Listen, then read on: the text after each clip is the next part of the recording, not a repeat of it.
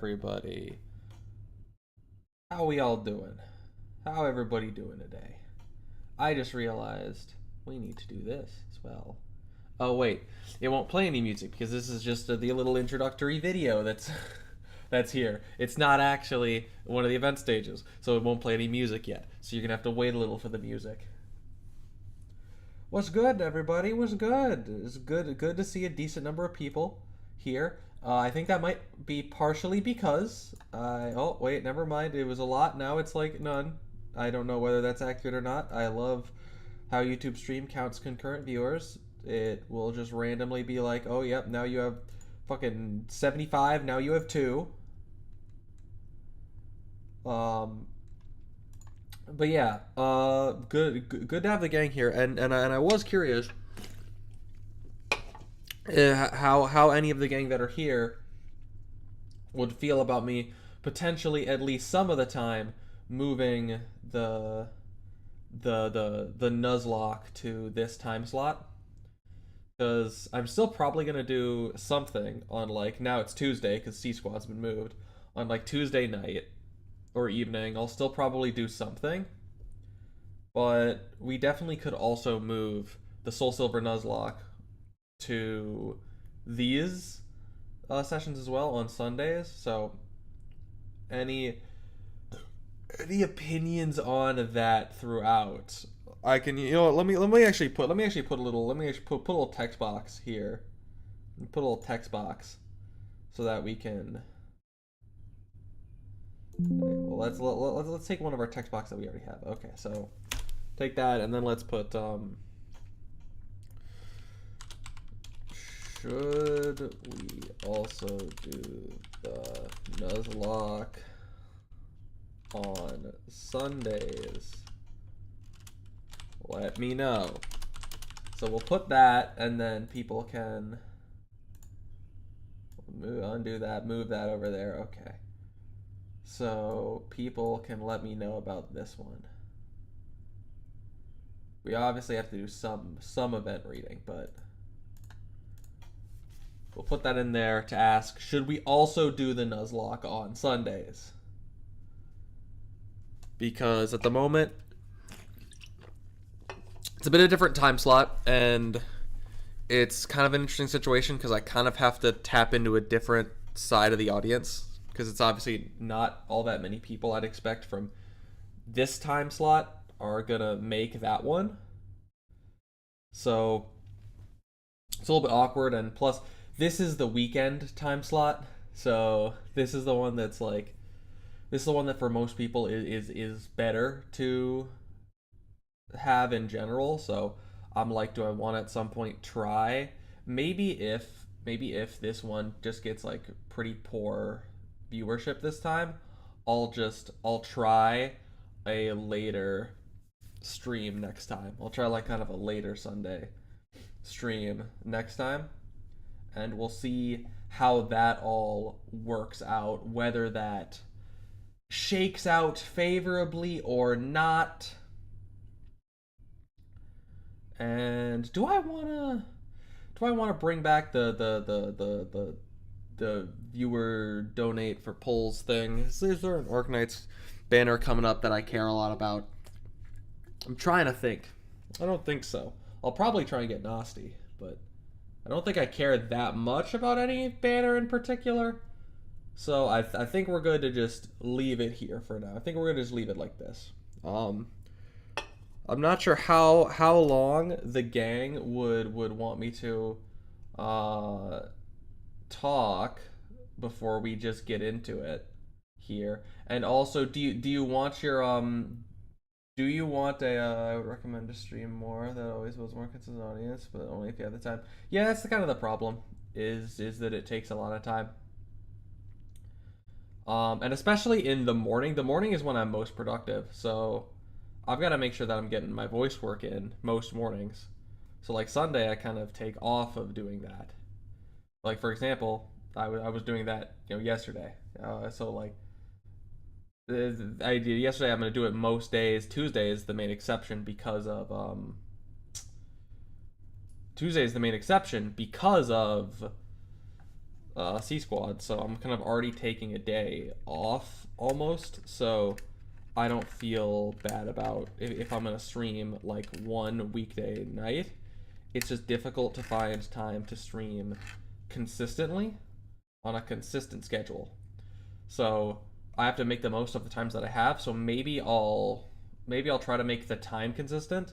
I'll see about streaming later on Sunday potentially. It depends on like the viewership for this stream, because like if this one struggles somewhat the way that the last Nuzlocke did, then I'll probably try a later one just to see how it'll look. Because like if this one struggles to perform on a Sunday, probably what I would want to do is go back to later. Is like go back later, because then it's probably like, well, the people who are like up now and sub to the channel and everything aren't particularly interested in streams. Yeah. So I'm gonna how long is this? Okay, this is 3 minutes. So I'm gonna let this ride. I'm gonna try to precaution wise get some throat like a medicine, because the changing of seasons always gives me a dry throat, and I feel like I'm definitely gonna have a raging sore throat by the end of this. As I often do in streaming in general, because I have to constantly talk, and I'm not really talking necessarily in my like natural way in the first place. I'm being a little more animated and a little more over the top and really coming from the core. So I'm gonna play the little intro for you guys while I'm gonna go prep my throat. I'm gonna take some traditional Chinese medicine, and then we're gonna get into it. All right. So I'll be back in a few.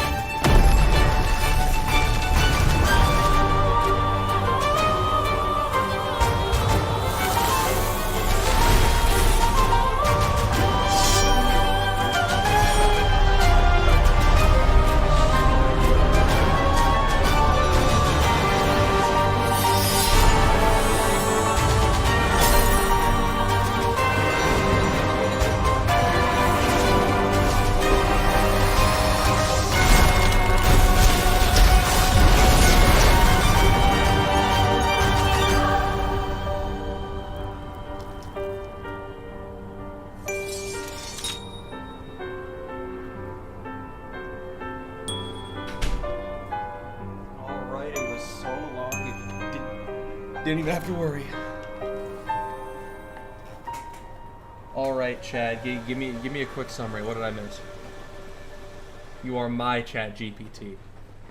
What all was in that? What relevant info?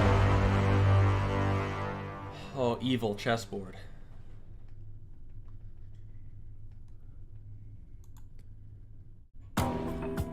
Oh, there we go. We finally have some music. Thank God.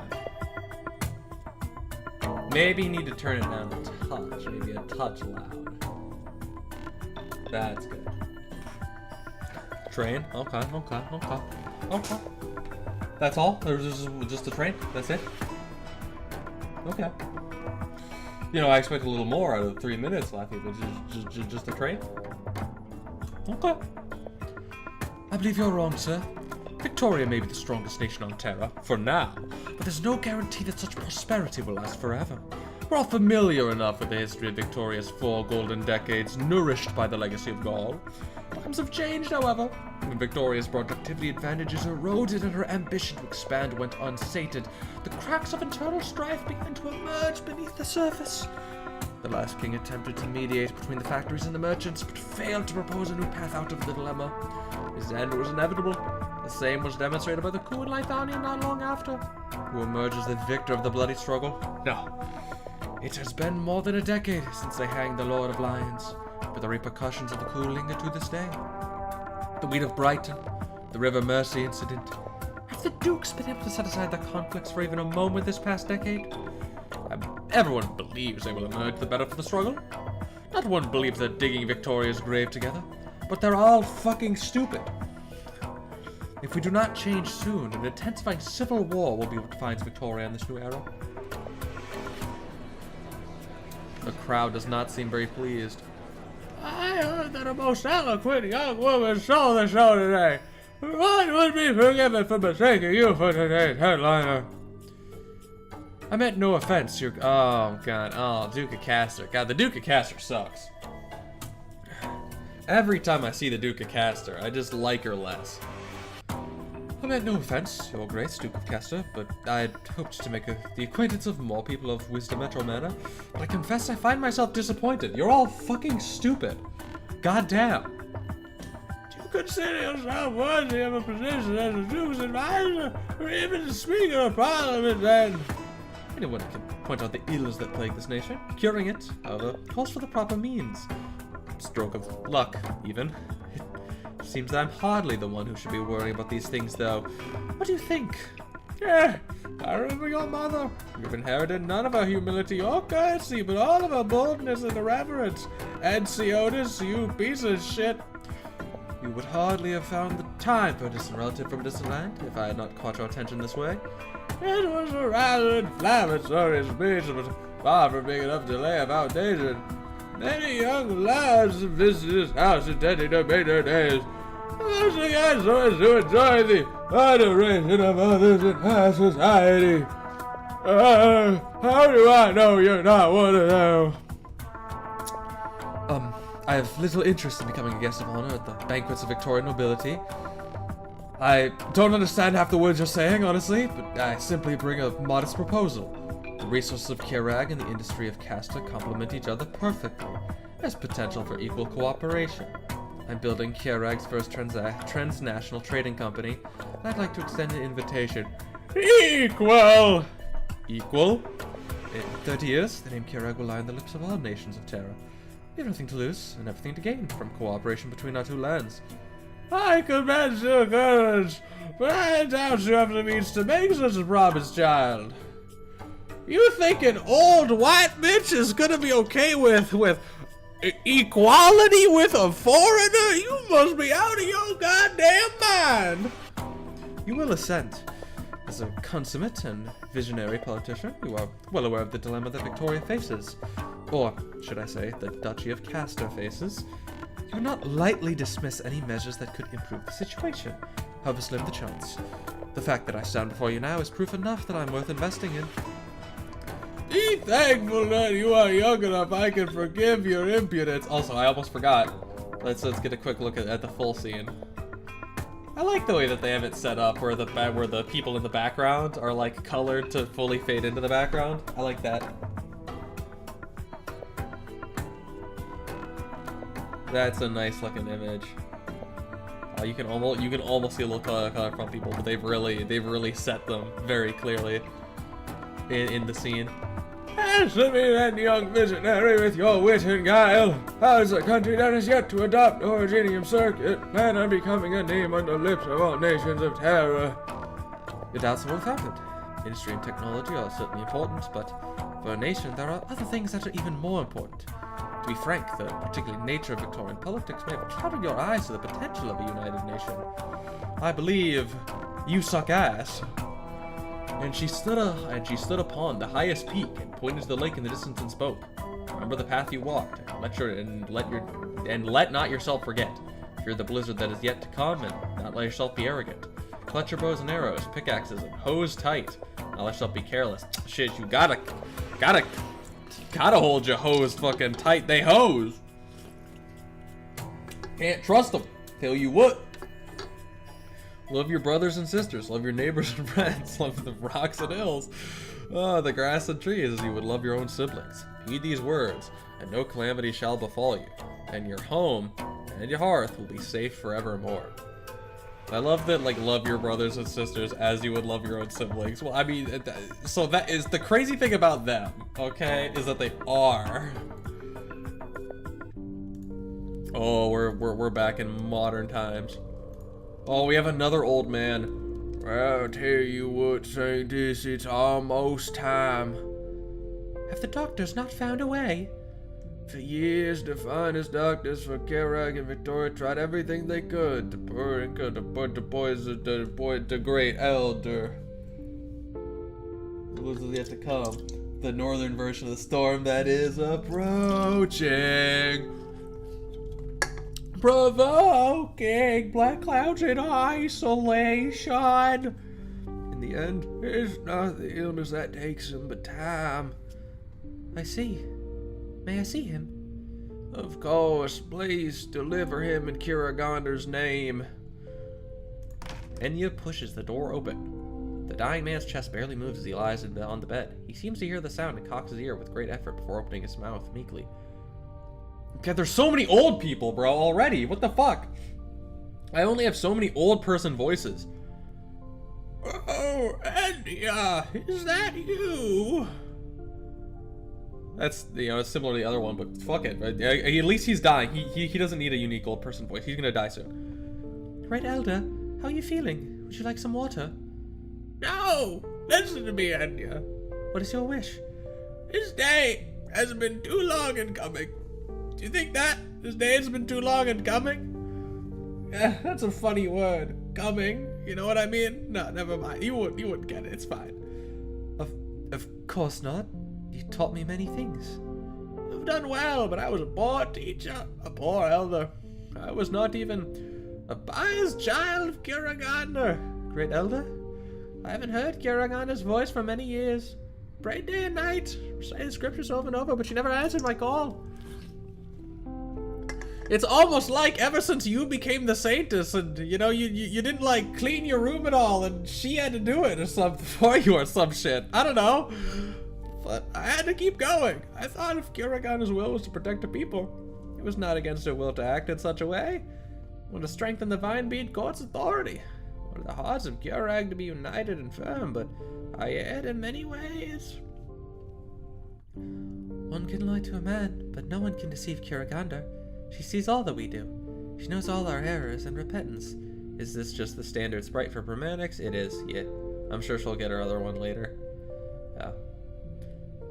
You know, I love it's like most of it you can see like some of the like the beads and like the long furs and like, oh, there's like a good amount of traditional like influence, but they had to like cut the skirt to show the like thigh highs and the legs. Just in case you forgot, it's a gacha game. They had to sneak a little one in there for you.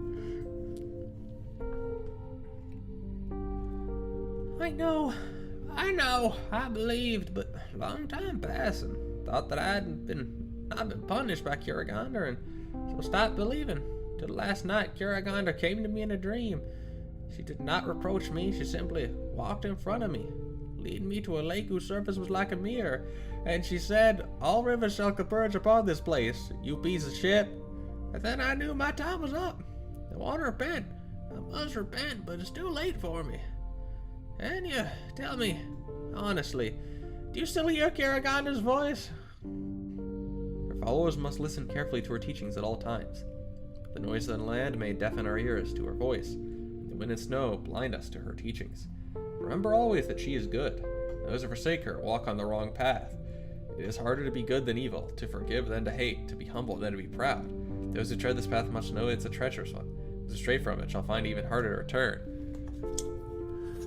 You know, swap out her with him, and this just literally feels like a sermon from any church around me in the modern day.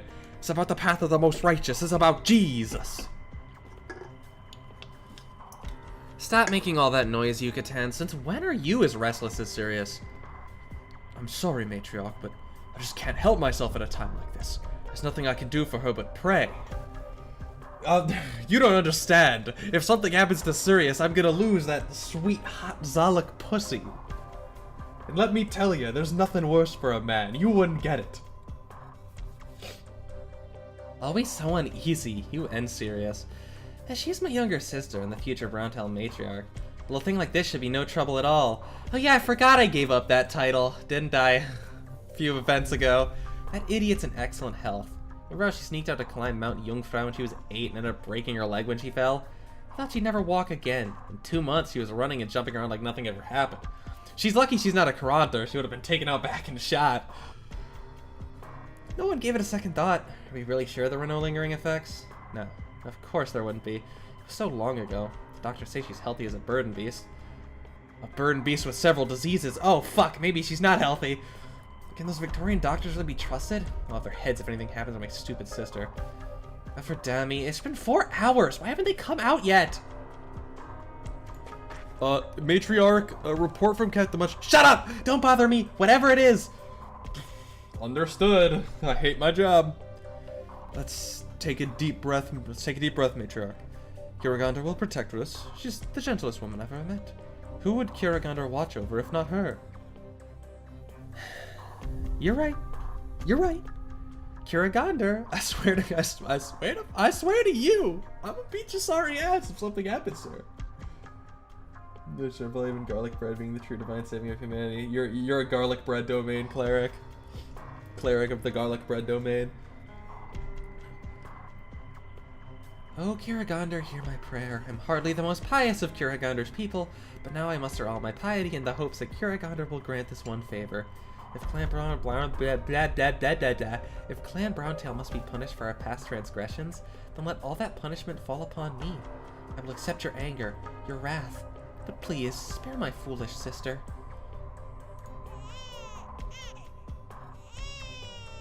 Baby! Baby! By Kjeragander. They had a baby, that's what it was. She is fine. They just had baby. They had baby! As Markiplier would say when he was playing Five Nights at Freddy's. Noises. Dear travelers, please note that train KT-392 departing from Lake Silberneherze, bound for Brig Pass, will be delayed by 1 hour due to inclement weather.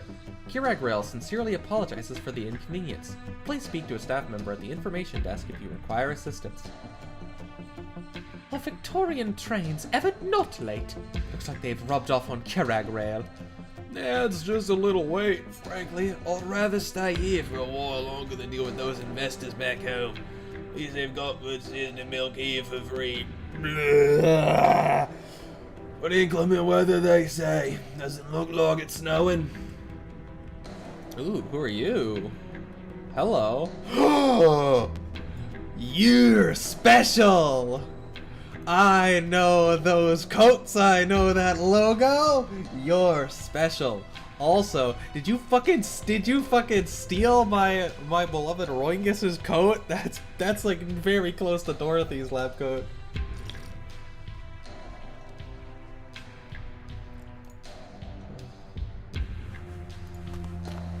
Write down for future D&D session. Wait, what are you writing down for a future D&D session? Oh, what's the hurry? The trains aren't running. Sorry, excuse me. Wait a minute. I've seen this trick before. You're a pickpocket, aren't you? Stop right there and make sure you didn't steal anything. This is how all pickpockets show up with their ID on them so you can instantly identify them at a glance. It's a very clever trick. Featuring grabbing your shoulder runs in the direction of the crowd, vanishing in the sea of people. Hey! Hey! Somebody help! Thief! Did you lose something, ma'am? Did you lose something, ma'am? My purse, jewelry, terminal, huh? Everything seems to be here. But that one... Probably unfortunate soul trying to get on with our ticket. I told you this is pious Kjerag, not post-war Londinium. Now one's after your purse. That Kjeraganda is trying to ride it without a ticket, get you hunted down by warriors in Kjerag. Oh, is she? Oh, oh no, it's Munch saying it's her. I was like, does she got a weapon? And Munch still has the same spot. Found you, Madam Carolyn of Rhineland. I know who you are and what you've done. Come quietly unless you want everyone under the sun to know. I suck. What website is this? It's the Arknight Story Reader. I don't remember the exact website, but if you like look up Arknight Story Reader, this will be probably the first pop-up.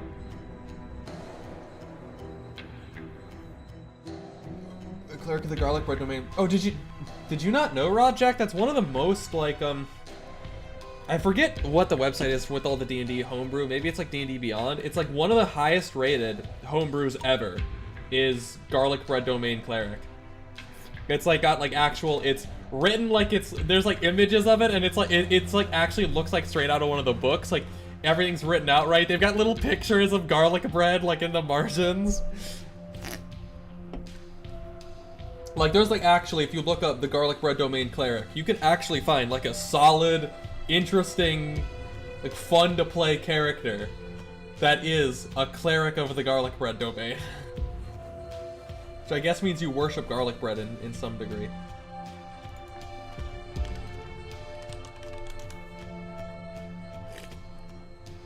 The Vine Bead Court will give you a fair and impartial trial. First, give me what you're holding. The woman silently clutches the folder in her arms and thinks for a moment before crying out without warning. Run! Run! There's a bomb in the station! the classic fire in the movie theater technique. I mean, shit! They don't have movie theaters in Kjerag. This is Ball Munch doesn't know. The crowd station quickly descends into chaos with the woman's cry. The creator of the chaos once again disappears into the crowd. Damn. Clever. Clever. Bruce, so glad you're alright. How are they? The children? Perfectly fine. Your sister's taking care of them. Rest now, and don't worry about a thing. These two are just like the most loving couple in Arknights. They're just like... These two are just always eternally glazing each other.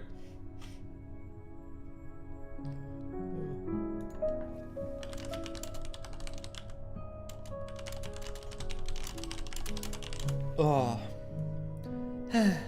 Yucatan. There were a few times there I thought I was gonna see Kjeragander. Every little bad thing that I ever did came flashing back before my eyes. Even that one time when I climbed that tree to steal Falby eggs when I was 8. What Kjerag punished me for? She already punished you, remember? Time you spent 2 months in bed? Don't worry about it, Roos. We've made it through so much. Now we've got another reason to keep going. We have to see Oak and Barry grow up. Kjeragander won't separate us. Although fucking, like, I have to ask again, really? I know I said you can name them, but are you fucking kidding me? Serious? Oak and Barry? That's it? I mean, Barry maybe, that's cute.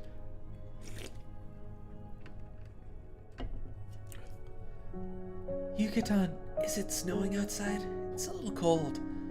I'll add some firewood and give you another blanket. Sleep well, Roos. The winter will pass, and we can go see the flowers by the lake when spring comes. All of us, together. Sirius closes her eyes and falls asleep quietly. Should be a moment of happiness, but Yucatan feels a rock in his heart. looks outside. The clouds are thick and heavy, but the snow refuses to fall. This kind of weather is rarely seen in Kjerag. Maybe we're in for a cold winter this year, Yucatan thinks. When the winter passes.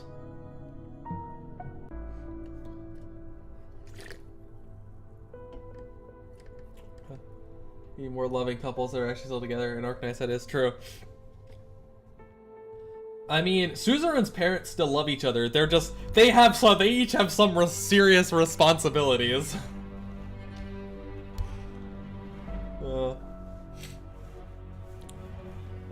She is omnipresent. She cannot be sought. We need not question her existence. She is there when we choose to follow her.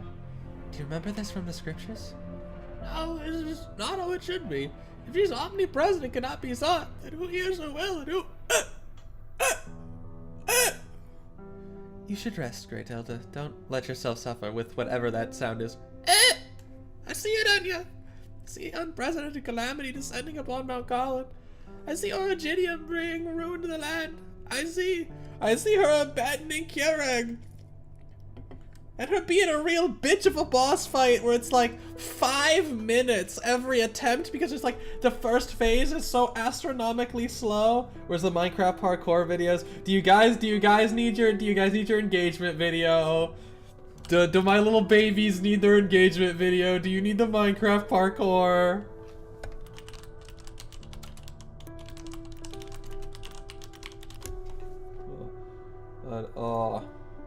No, Superman, new video about the new thing that came out. I kind of wish I'd done a meta thing, because it's just like, you just get infinite content for free, because the game just like keeps releasing stuff.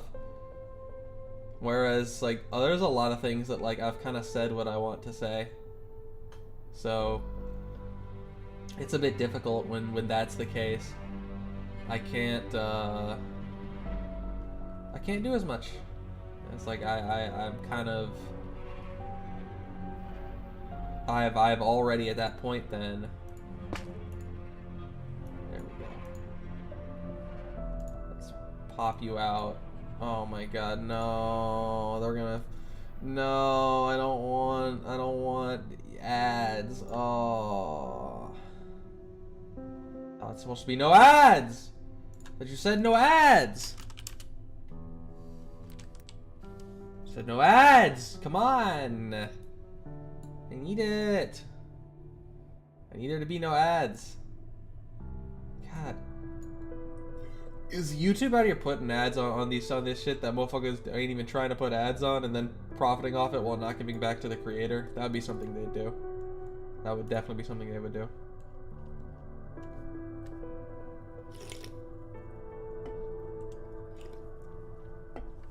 I mean, like 21 videos, yeah. It's like... Sometimes I feel like I've got a lot of ideas, and a lot of times it's hard, because it's just like if you just like make like stuff on like meta content, you essentially are just reading patch notes. You're just reading off patch notes and then like having an opinion on that. It's like there's kind of an infinite wellspring. It's like if I was talking about like the League meta. Okay. There you go. There you go. There's your engagement video. There it is. No, it's all yours. Caught up in a bout of excitement, the old man stares outside the window, his face warped and twisted, seemingly seething in anger or engulfed by a terror that defies description. He raises his withered arms, trying to grasp something, only for them to fall back down meekly. Finally, he quiets down, as though he had expended the last sliver of strength he had. Great Elder? Oh fuck. The meta now, it affects the trout population. True.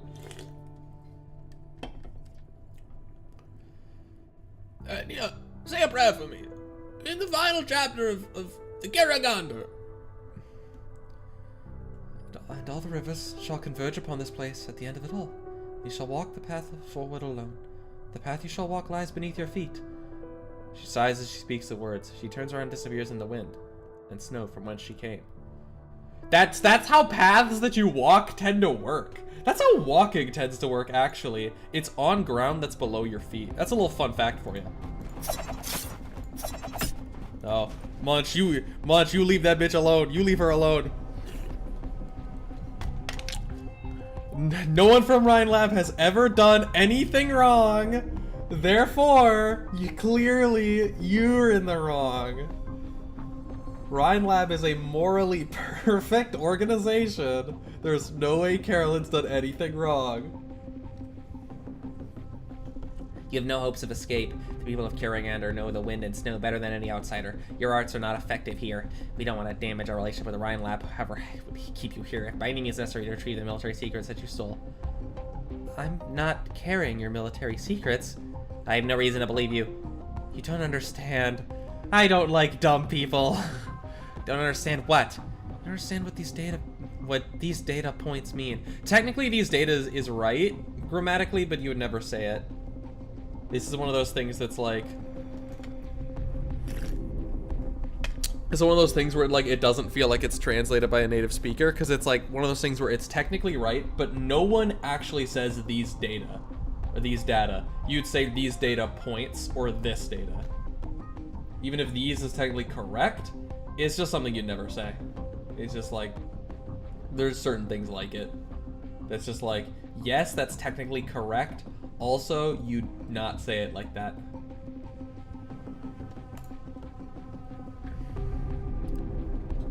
How long do you think you'll go? You don't understand what these data points mean. How long do you think your god will protect you? You can't talk your way out of this. Wait, what's with the clouds? Run! Your god is upset! DAG natural disaster. Impact. Oh fuck. The avalanche struck in an instant. A loud crack moved the mountains that had remained dormant for many years. Snow poured down the slopes, mixed with rocks and black crystals. All creation was obscured by gray and white. The mountains trembled. The echoes lingered in the valley. Few could comprehend what had just happened. It was the first catastrophe in history to strike this place. Oh yeah, their first like Originium-related storm. Now they're doing shit with Originium now. Like she isn't surprised. No, she doesn't play yet. I don't like much at all. I'm not. I find the most offensive one to not be playable from Kjerag is Rattatas. There should be no way Rattatas isn't playable. Team Alpha drop the supplies in the east side clearing. Set up medical tents in conjunction with the Palaroach reinforcements and be ready to receive wounded. Right! Team Bravo, take your shovels and wineskins and look for survivors in the ruins of the train station. Be thorough, keep your ears open for any cries. Alright team, grab your gear and follow me. Try not to make too much noise, because we'll be looking at a second avalanche. A-team is on its way to investigate the mountains. Trust all people and trust in Kjeragander's protection. And if anyone died, they just weren't like pious and shit, you know what I mean?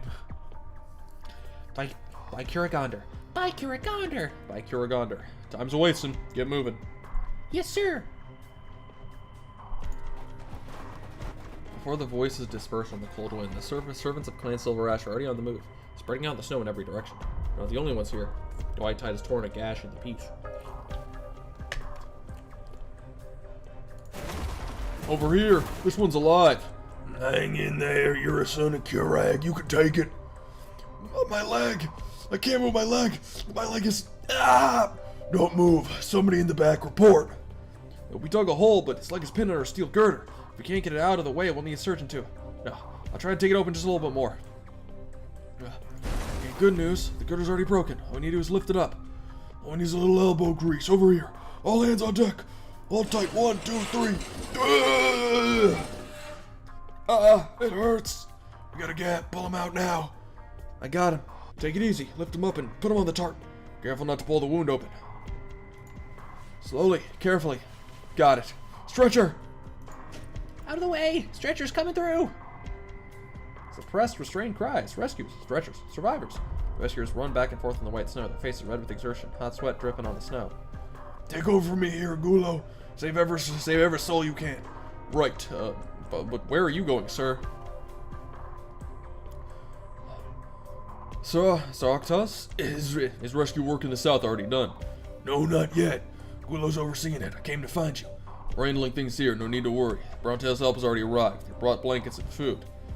Madame Rodatas wanted to come personally. She seems to be otherwise engaged. I figured as much. We know what's going on. Nobody blames her.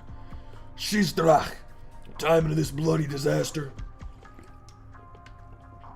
Came out of the blue. There were no warning signs, no chance to prepare. Yes, that's why I came to you. You know the rules. This avalanche happened on Balarosh land. We're responsible for the mountains here. You've been watching the thickness of the snowpack. Reading records myself, everything was normal. That's why I came to ask. Don't you people at the research institute of yours whose job is to check the mountains? What are they saying? Research institute? You mean Rhine lab? Yeah, they spent all day on the mountains carrying all that newfangled gear. Tell me they didn't find anything, are you? They have their own projects to deal with. They don't necessarily focus all the attention on the mountains. Besides, came as soon as we heard about the avalanche. We haven't had a chance to find out what they know. Sir Anciota sent Dagenbrecker up the mountains with a team. They should be back soon. It's just sending chills up my spine. What in the blazes is this avalanche?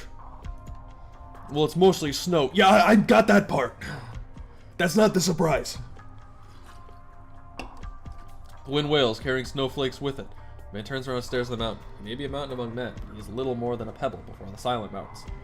Turns out, he's not an actual mountain. He's like a guy that's a little big. Is that? The group moving quickly down the snowy mountain path, heading for the two men. Sir Matterhorn, we must let Anciota know at once. We found... His expression is deathly pale, his fur boots wet and gray with dirty snow. The wind is rapid and ragged breaths sound almost like wailing. If there are no further questions about the framework agreement, let us now move on to the detailed terms of the agreement. First, concerning taxation of the joint Kjerag-Kashmir's mining endeavor. Sir, Madame Dagenbrecher's outside. She has something to report. Right now. Yes, she says it's big. Like, it's extremely urgent. What's this urgent matter? We found this on some mountain. This avalanche occurred. It is bad. Dagenbrecher opens her gloved hand and a small black jar of originium lies quietly on her palm. On a mountain in Kjerag. If the mountain by the train station counts as Kjerag, Osnosis and Rhode Islands have examined it. It's almost certain that... Dagenbrecher looks around her, making sure there are no eavesdroppers, and drops her voice. This avalanche was a catastrophe. How many know? The investigation team is our people, so we can keep them quiet, but a number of those at the foot of the mountain have been infected. It won't be a secret for long. Stork Manor will set up a blockade and not allow civilians to approach. I want checkpoints on the mountains as well. Contact Rhodes Island and request secrecy in the housing and treatment of patients. Tell them to contact Call and Trade if they need any help. And tell Ratatos and Arctos to meet me at the train station 1 hour, whatever it takes. Understood? Anything else? Take a squad and go to the Vinebeat Court immediately. Tell Gnosis to take a team to protect the Rhine Lab observation station. Understood? This is a cool little place. Kind of reminds me of the Subnautica Below Zero research station. I'm digging this. I saw this in a comedy. I'm not sure how long I'm honestly gonna read on this event because I was already waking up a bit dehydrated and throat's already hurting, so I'm not sure how long we're gonna go. Turns out the Chinese herbal remedy is definitely more of a post sore throat. It's not really a preventative measure. So we'll have to look at that. I apologize for the delay. Let us continue. First, concerning taxation of the joint Kjerag-Kashmir's mining endeavor. Preposterous. There's never been such a prophecy in any of the scriptures. Lord Kjerag punished us with the catastrophe. It's preposterous. But it happened.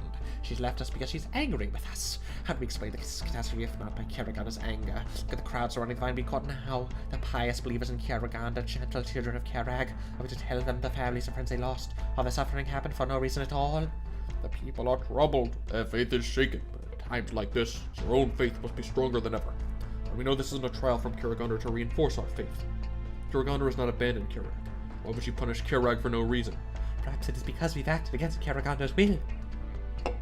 The young cleric takes one look at the Saintess in the middle of the hall and lowers said without a word. You may speak your mind.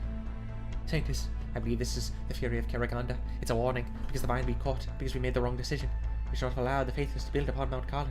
We should have remained firm, rejected them. If they did not defile the temple of Kjerag and anger her, why would Kjerag? His voice grows lower, but at the same time firmer. The hall is quiet, with no one speaking out of objection. I see. You believe that I, the Saintess, have offended Kjerag and brought catastrophe upon Kjerag? No, Saintess. What I mean is... No, your words offer valuable insight.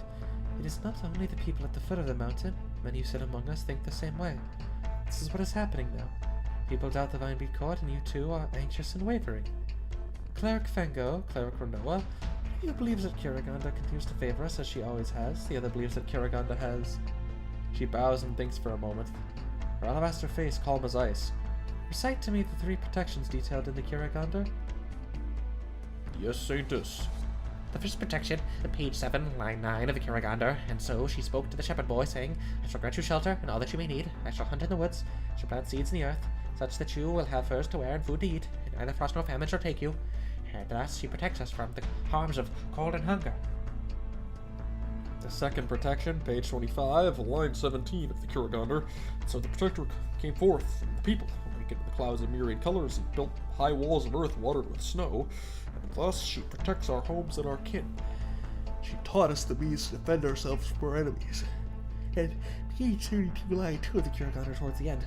That day she proclaimed to the people, My eyes shall watch over you, my fur shall warm you, my backbone shall protect you, while my flesh and blood shall bless you.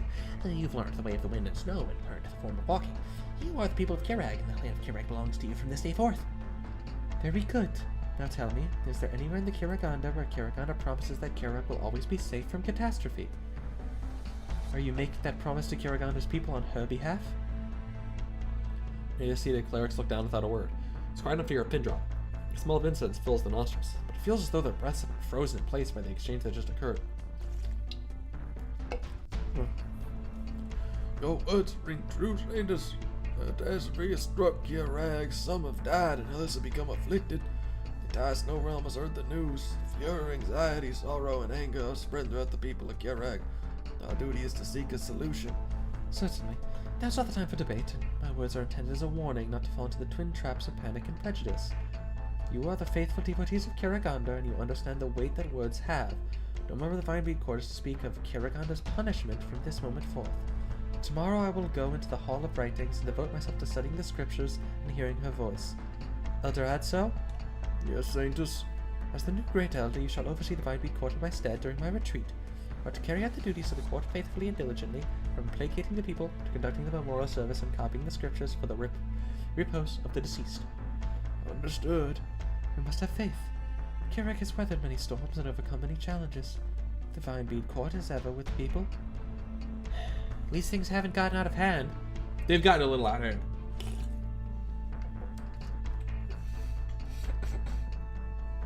Some chapter 15 consequences like extra event. I haven't read chapter 15. Like I haven't kept up with the main story.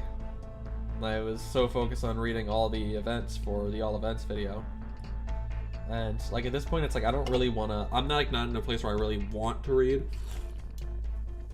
more of it because I read so much like Arknight's story and everything that like I don't even really want to read it. Maybe chapter 15 will be good and fun though. I'll see when I eventually get to reading it. I know chapter 14 is going to be fairly boring for the most part because quite frankly I don't really like any of the chapter 14 characters. Like God, I don't give a fuck about the Sarkaz. Just like put them all in a blender or something. I don't know. Do the proper thing for the people. The girl exhales and slumps over the desk, finally able to relax the back that she is kept straight as a fur in the snow. I don't understand. Why do people keep treating our god as a wishing well? Why do they attribute everything good and bad in their lives to her? I know this is not how I should think as the saintess, but I don't understand why a catastrophe would strike now either. Bring in the dresses, please, Kya. The funeral preparations are done, starting tomorrow. We'll... Kya? The room is quiet except for the whistling of the wind and the cracking of the fire. And he turns to find the room is completely empty. Kya, where are you? The handmaiden who should be at the saint's side at all times is nowhere to be seen. There's only Enya's own shadow, thin and long in the light of the fireplace, flickering in the dim room. Kya? Enya, tell me, honestly, do you still hear Kjeraganda's voice? The cracking of burning firewood echoes through the empty room. The wind continues to wail outside the window. She can almost hear the cries of the bewildered devotees at the foot of Mount Carlin. Anya recalls the day that she first came to Saintess's quarters. An unfamiliar room, an unfamiliar smell. Home was well in sight, and she would never return there under her own name. At that time, she felt the same emptiness. So this room were a snowy cave. She's grown accustomed to having a companion, someone to whom she can pour her heart out, someone on whom she can rely, but now, the Kjerag scriptures lie open on the desk. The dressing mirror reflects the girl's helpless expression. I don't know, it's a fairly neutral expression. I don't know if I'd quite call that helpless. I like that all of them think she's angry, not that something bad might have happened to her. No, I mean, they also think of her as, like, their god. Like, you think a lot of religions, it's like something bad happens, oh, God's mad at you. It's not like, oopsie, God made an oopsie and got himself fucked up.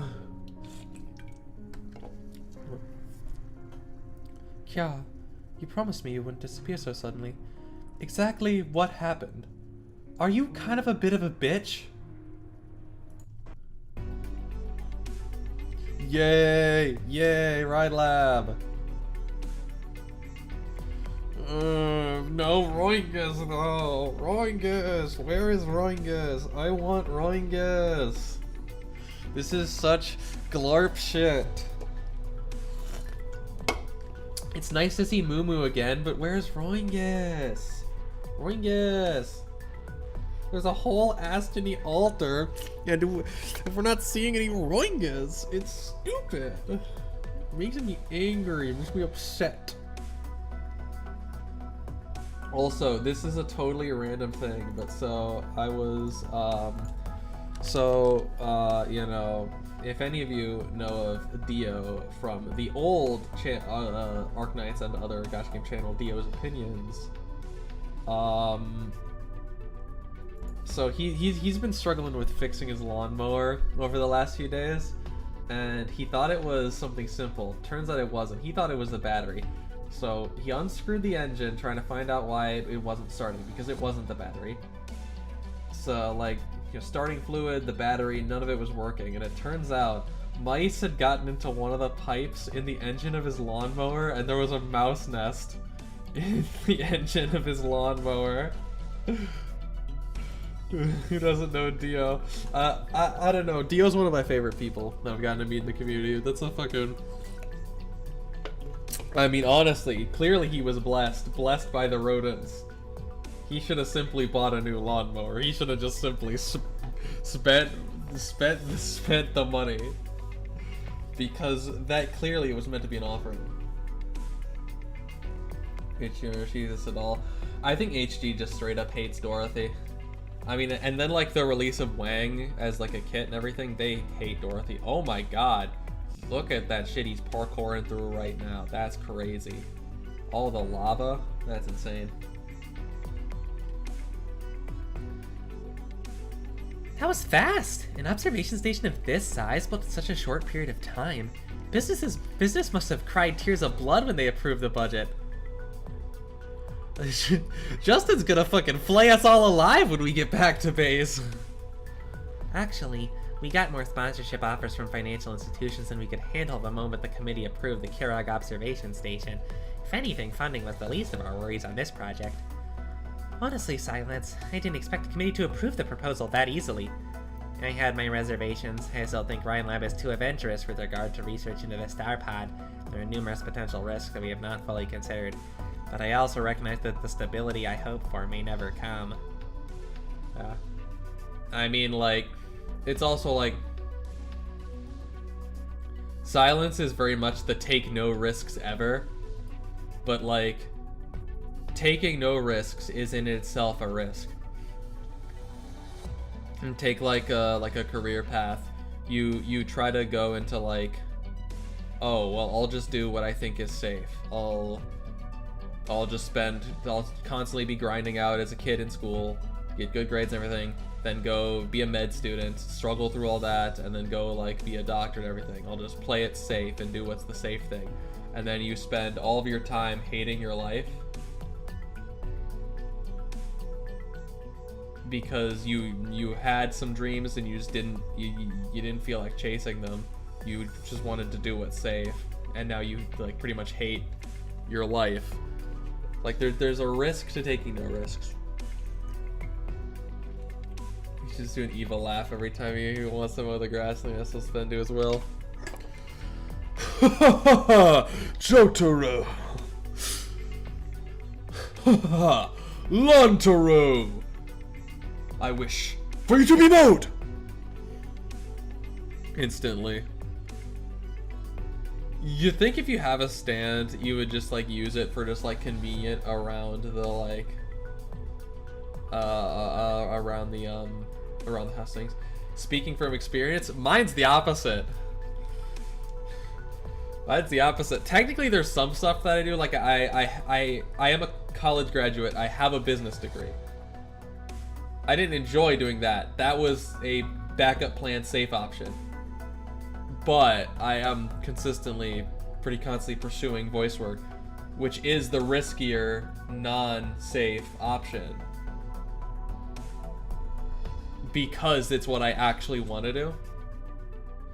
And like from that, I'm also like, I'm beginning to like try to learn directing and casting stuff, and you know, if I get involved in more projects, I'll probably if I get involved in some I'm already in some exciting projects. Maybe once they come out, maybe once some exciting projects come out, I'll link my voice work to the channel. It's just my voice work has my actual name and face. So I don't know. Sometimes I'm a little bit worried about mixing it up here because I'm definitely a little more evil here. I'm definitely a little more evil on the Living Rain channel. We're a little more evil around here. We're a little nefarious. We're some scoundrels around here. Akshan can kill us and revive his teammates. We're a little evil. But yeah, so like, you've seen it. It's pretty talent skill. Thank you. Feel someone for about yeah. Hoyo actor. I wish, bro. Are you kidding me? It's some big things. I mean, some of the like, there's like some of the rosters and stuff that I'm on have done work with Hoyo in the past, so there's potential that I'll get auditions for a Hoyo role at some point. I mean, the problem with that is also just like, if it's something big and like playable, it's more likely to just not come to me because I have a penis, and the Hoyo games are gacha games, so more likely it'll be women. I mean, Star Rail's not bad on that. Star Rail's got a pretty decent mixture. ZZZ and Genshin are very like woman-sided, but it's a solid mixture in Star Rail if I remember correctly. So maybe, or I'll just end up being an NPC for a quest line. That's still good.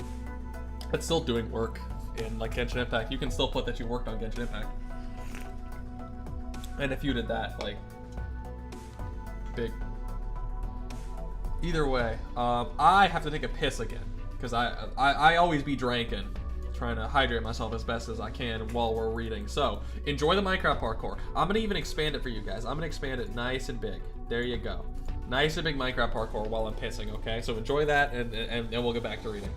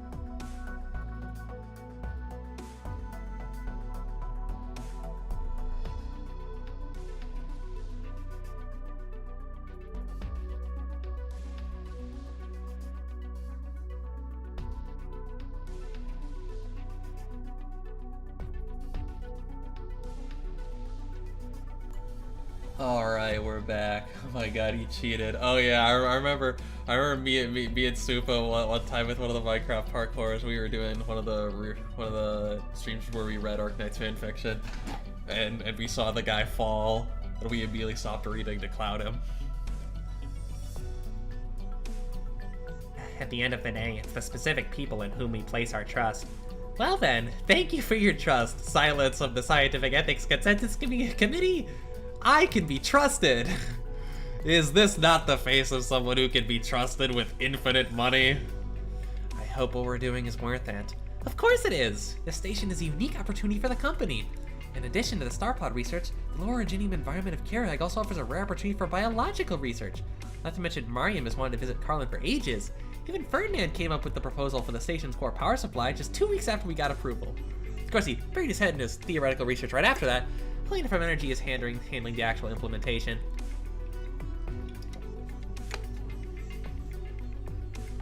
Let's hope our interactions with Kjerag go as smoothly. Dusty is out here. And no even mention of Dorothy? No even mention? We got Dusty. That's awesome, but no mention of Dorothy. Oh, there's Gnosis. Yeah, I was like, who is that? It's Gnosis. I believe there will be no need to worry about that. The door to the observation station opens from the outside. The visitor flicks away the snow that's fallen on his shoulders and walks in. We meet again, Mr. Edelweiss. Just a regular visit to see if you need anything for the construction of the station. It seems like things are progressing quite smoothly. I've got 2 wolves inside me, and they're both angry. 2 wolves inside me, and they're both angry. Just give him the Deku voice. Gnosis looks up at the bright lights installed in the spacious ceiling of the station.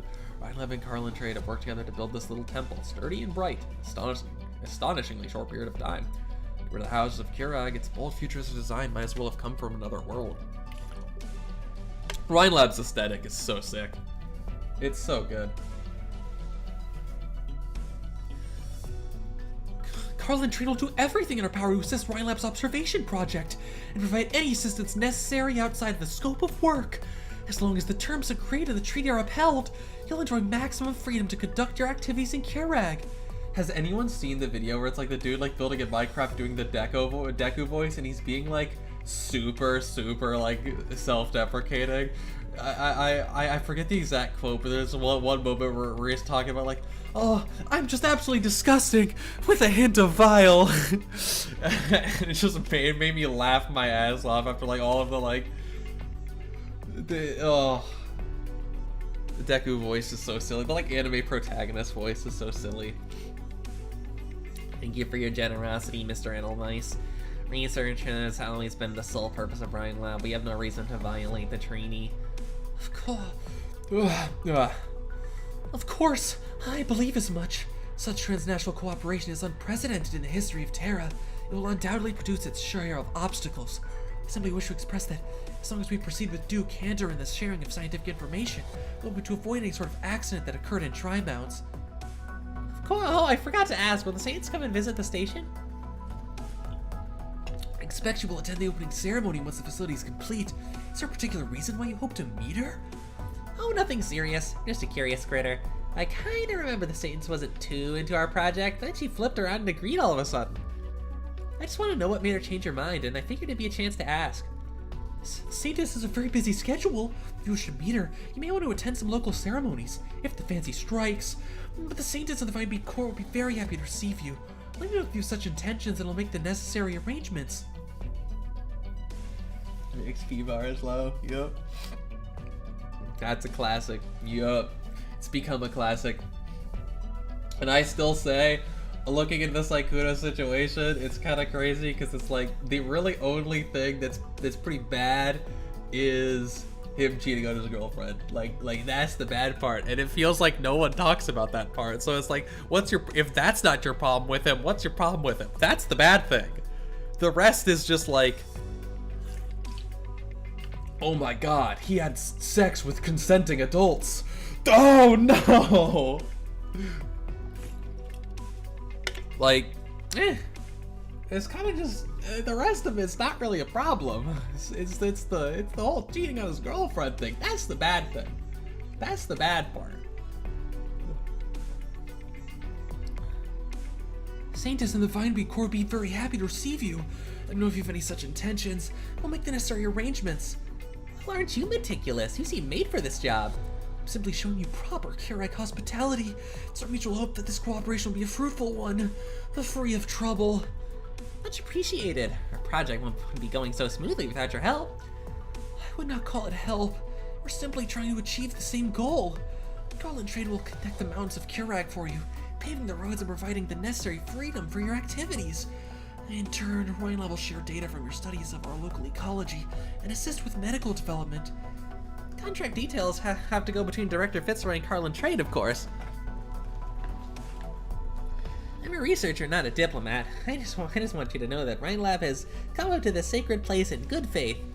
On this, I think we're of the same mind. They shake hands with nods and smiles, an image that could have been served as a perfect press photo. There's no need to worry. We'll continue along as friends, assuming we both abide by our agreement. We got a problem! We can't abide by our agreement! Shit! Okay, oh damn, okay, bro! Shit, they got some researchers with drip now. Representatives of Garland Trade are here, Elena. They want to meet a representative of Rhine Lab as soon as possible. Why? We don't have any scheduled meetings with Garland Trade, do we? Is it because of the catastrophe? They want to discuss the cause and at least obtain the data observed by the station. Right. Did you see Carolyn anywhere? She's supposed to be in charge of the observation data, isn't she? That's the other question I have for you. No one's seen her since yesterday morning. What? Oh, fuck. Men with guns surrounding the station, demanding that all our researchers gather in the lobby for questioning. I saw Garland Trade treats its friends, Mr. Edelweiss. Researchers stand around the spacious lobby in small groups. Notice and the guards of Clan Silver Ash occupy the outside area near the door. Two groups stand opposite one another, as though separated by an invisible river. It's a request, not a demand. It seems that not all your researchers are accounted for. What exactly are you looking for? A researcher who was spotted in a restricted military zone of Kjerag. Fuck. No agreements allowed, true. Nosa scans the faces of the researchers one by one. The strong guards stand silently while the researchers exchange wordless gazes. She's not here. It seems that Rhine Lab is not fully aware of your researchers' whereabouts. If you're accusing us of espionage, I'll ask you to submit your complaint through official channels. We're unable to cooperate with impromptu investigations like so. Of course. There's another reason why I'm here. My EXP bar is too low. I was wondering if anyone could help me get a little experience. I'm trying to enchant. I'm sure you've heard about the catastrophe that occurred within Mount Kjerag's border several hours ago. Something that's never happened before in our history. Panic is spreading. The people's nerves are sensitive, and anything new may provoke a reaction. I'm sure you understand what I mean. Should I trust you're not one of the sensitive ones, Mr. Edelweiss? My views on this matter and Garland Trade's views are not important at this time. What is important is that the people want an explanation. I have to work together with you to find the cause of this catastrophe. I'm afraid you'll be disappointed. I just checked the station's observation logs. There was nothing out of the ordinary in the 72 hours preceding the catastrophe. So you're telling me the observation station did not detect anything abnormal leading up to the first catastrophe to strike this land in 1,000 years? That's the truth. At least based on our observation data. Elena? It's alright. Mr. Edelweiss wants the truth. We'll give him the truth.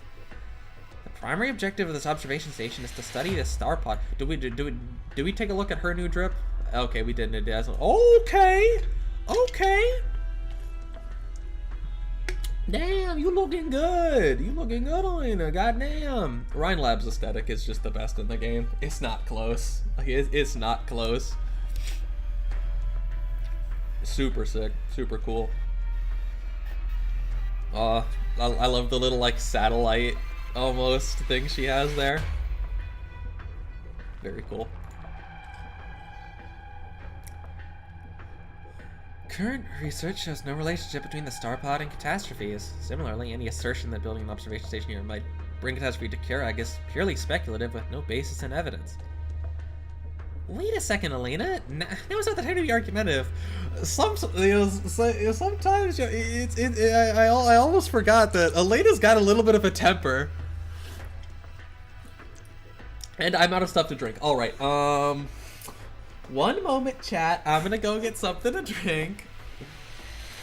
Enjoy more Minecraft parkour. I'll be back in a moment. What if I sometime on stream just like had some like good old Minecraft parkour maps load up? Was that a guy crafting in that cave that bro just parkoured past?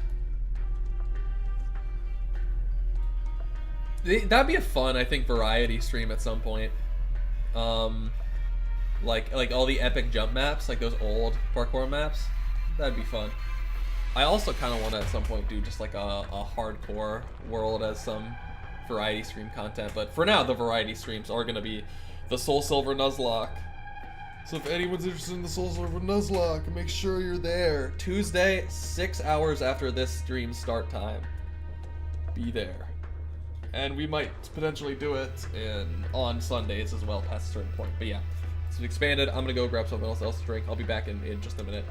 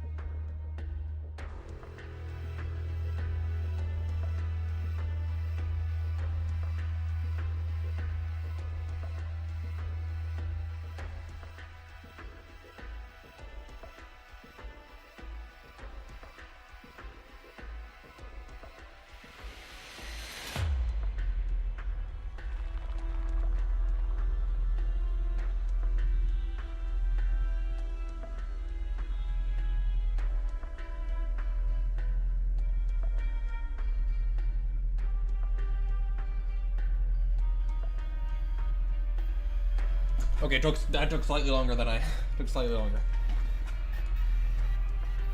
So home work done. Awesome, Rod, because they will always be. They'll probably always be at the same time in those like streams. What the hell, bro's parkouring through the secret dark despair water dungeon now. This is an incredible setup. May I be frank? You may.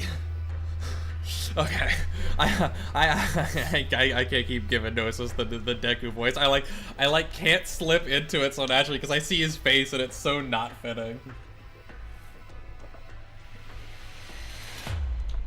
Well, that was kind of one of the hopes with it, Rod, was that it would be either like for the Europeans it would start at like 9 p.m. so like they'll probably be set. And then for people in the US, it's between 3 and noon. Only problem is 3 and noon isn't the greatest on a Tuesday or Wednesday. Is the problem. That's right. You may. Gnosis and silence is just a battle of the fucking nerd emojis. The young woman's voice is calm, her gaze is firm and unwavering. I won't mince words then. This may run contrary to the Kjerag faith, but from a scientific perspective, so-called sudden catastrophes are not an abnormal occurrence. It is the peace and quiet that Kjerag has enjoyed for so long, and the attitude of taking it for granted that's truly abnormal. Life's completely quietly as swords stuck at the end of the corridor. Okay, damn girly, let him know. Let him know. Put him in the trash. I like that, Elena. I like that. I mean, honestly, it shouldn't be that surprising that she's temperamental. Most of Rhine Lab is pretty temperamental. They do not have that many cool cucumbers.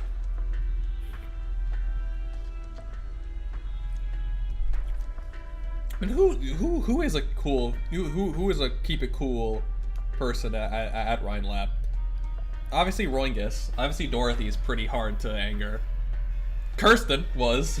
She was hard to make feel much. By the time she was going. Also very funny that the golden retriever is like the golden retriever is so emotionally muted when that's like normally the like, oh, someone has golden retriever energy, like very strong emotionally. Mumu definitely has a temper. Ferdinand. Nasty has a big one. Saria's got a temper. There's this one Mumu space, yeah. Kirsten is basically like it's equivalent of like there's an F1 driver, Oscar Piastri, and there's like memes about like, and it's like it's pictures of him for like his expression for like win, lose, like good, bad, like every emotion, and it's just one expression. That's Kirsten. She has one expression for every scenario. When this observation station was first established, Rhine Lab considered adding a catastrophe warning system. Fortunately, we placed too much trust in past experience and did not consider the installation of this system to be a priority. If we are to take remedial measures, the real priority should be for Rhine Lab and Carlin Trade to go back to the negotiating table and establish an effective catastrophe detection system in Kjerag as soon as possible. A most astute observation, miss. I tip my fedora to you. I agree completely. Carlin Trade will make developing a catastrophe detection system a top priority. We'd like to obtain a copy of the station's observation data from the past month. May we expect your cooperation? Of course. One moment, please. I didn't know you had it in you, Elena. Sorry, Director Wilsies. Was I too hot-headed? A little bit. Maybe. I'm just angry at how science has to explain for perceptions that are completely unscientific, no matter where we are. Trying to explain to people that the Earth isn't flat. HR and Justin? Yeah. I'd say they're fairly chill. Mariam, we don't know about. I'd guess he's chill. But yeah. Jara... Jara retired, didn't she? I think Jara retired, so we don't know then who is the HR if Jara retires. Because Jara would have been. Justin, he seems pretty chill. He has his moments. I mean, he calls the rest of Rhine Lab freaks, which is true. But like, he has his moments, but I think he's fairly chill. Yeah. Our more individual employees are more likely to be true. I mean, the time when Justin was angry at himself. Well, yeah, he's been angry at himself. He's been frustrated and everything. Like he has it. I mean, Dorothy got angry at one point when everybody was like yelling at her about how she's actually evil in Dorothy's vision because they didn't understand the vision. Like, you can be pretty chill and just get angry at some point. Jara got frustrated when she felt like Justin was treating Rhine Lab like a stock market day, like just a stock market tool. At that one point when she didn't like the way he was treating it at the start of Lone Trail. So it's like there's very much times you can point to these chill characters. Like Parvis was pretty chill. He was fucking screaming like a maniac, you know, talking about his 4chan anti-Semitic theories before he died. But he was mostly fairly chill. Like, whereas you have like Ferdinand, Amumu, Saria, who are all nasty, who are like fairly quick to anger.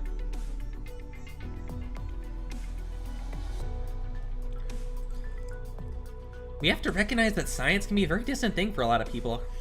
The people and things that trouble us are part of this land. It's not something that we can ignore. Like Silent said, science is a clear, incisive look at every one of us. I know, but this is just so absurd. Never mind that for now. Let's get the data we need. Data. It's not like we'll find anything. Wait, this graph. It's on one of the scattered papers and notices the shape of a certain curve on the spectrogram. This is impossible. What is it? This machine is used to study the starpod's structure by bombarding it with high-powered particle beams and observing the resulting electromagnetic radiation. But I just realized that the data obtained between 3 and 4 a.m. on December 7th is identical to the data from the same period on December 4th. An unusual coincidence? No, it's impossible. It's like how no two snowflakes are completely alike. Atmospheric electromagnetic radiation is constantly changing. There's only one possibility if the exact same waveform is displayed during the same time period on 2 different days for an entire hour. Someone altered these data points. Falsifying data to support a hypothesis? People don't usually pull shenanigans like that until way later in a project. Got any idea who might have done it? December 7th, the day before the catastrophe. Well, I wonder. It's like, I wonder. Miracles are nice and wonderful to Genesis faithfuls. Yeah.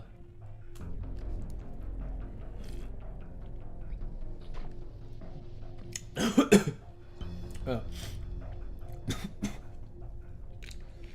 The miracle is about to be something for Joe saying country roads. Yeah, true. Country roads. I forgot fucking Dingle Boy, the old man. I forgot he sings Country Roads in Lone Trail. Country roads, take me home to the place I'm alone. Oh, I forgot that happens. Oh god, the guy experimented on Rosmontas. What's his name? Loken. I forgot Loken sings Country Roads. The one observation duty was Carolyn. Could it be? Get Mount Carlin back to us! Back to Kjerag! Back to Kjeragander! Get off Kjerag's land! There they are. There's the unclean who defile Mount Carlin of the faith. The iron house of foreigners has angered Kjeragander. Oh, Kjeragander on high, forgive our sins! We'll become more racist for you now, Kjeragander! We'll hate those foreigners now! Sound of praying and sobbing mixed with angry shouting. The sounds weave into a rope, connecting tearful, fearful, and angry faces surrounding the newly built observation station. Silver remains unmoving. A wizened voice cuts through the crowd. Remember that the wind wrapping the mountains does not come from nowhere. The wind continues to roar. The old woman walks across the snow to the tightly shut door, her voice clearly heard by the others. It is her breath, sweeping down from the snow-white peaks. It is her ever-vigilant watch, rising from the deepest valley to the highest cloud. I mean, the female village is cute. It's a nice-looking NPC. I don't think these are new, though. Yeah, the older man villagers are not. We'll drive out the miasma of evil and the parasites that hide amongst the rocks. It brings all sounds back to her ears so that she will hear in the mountains bright and clear. Wait, is that door moving? Yes, they're opening the door! Ah, protest worked. Open up and hear our voice. Listen to the true voice of Kjeraga's people. Listen to the voice of Kjerag. You're not welcome here. You must leave. Outsiders off Mount Carlin. Go back where you came from. Yeah, go back to your country.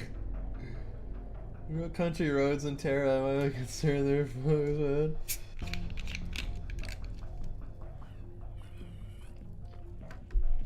Well, it's John Denver, I think was his name. The guy who... It's John Denver? Something Denver. It's the guy who actually sang Country Roads. So there's some equivalent of him. Outsiders on Mount Carlin! Outsiders on Mount Carlin! Blah, blah, blah, blah, blah, blah. The cries grow louder and clear. Someone stretches out and waves toward the sky.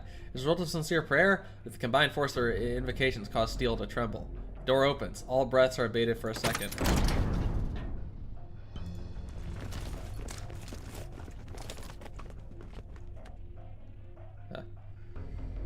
That gar. Are they from Nishika and Silver Ash? The one behind them. The Edelweiss? Did he come to send these outsiders away? He'd better. They were the ones who brought those people in, and they should be the ones to pick up the mess. But something about his expression. Clear out the Bronesners, avoid casualties. Put down your weapons. Back off. We're not backing off. Why are you telling us to go away? The ones who should go away are, keep your hands off me!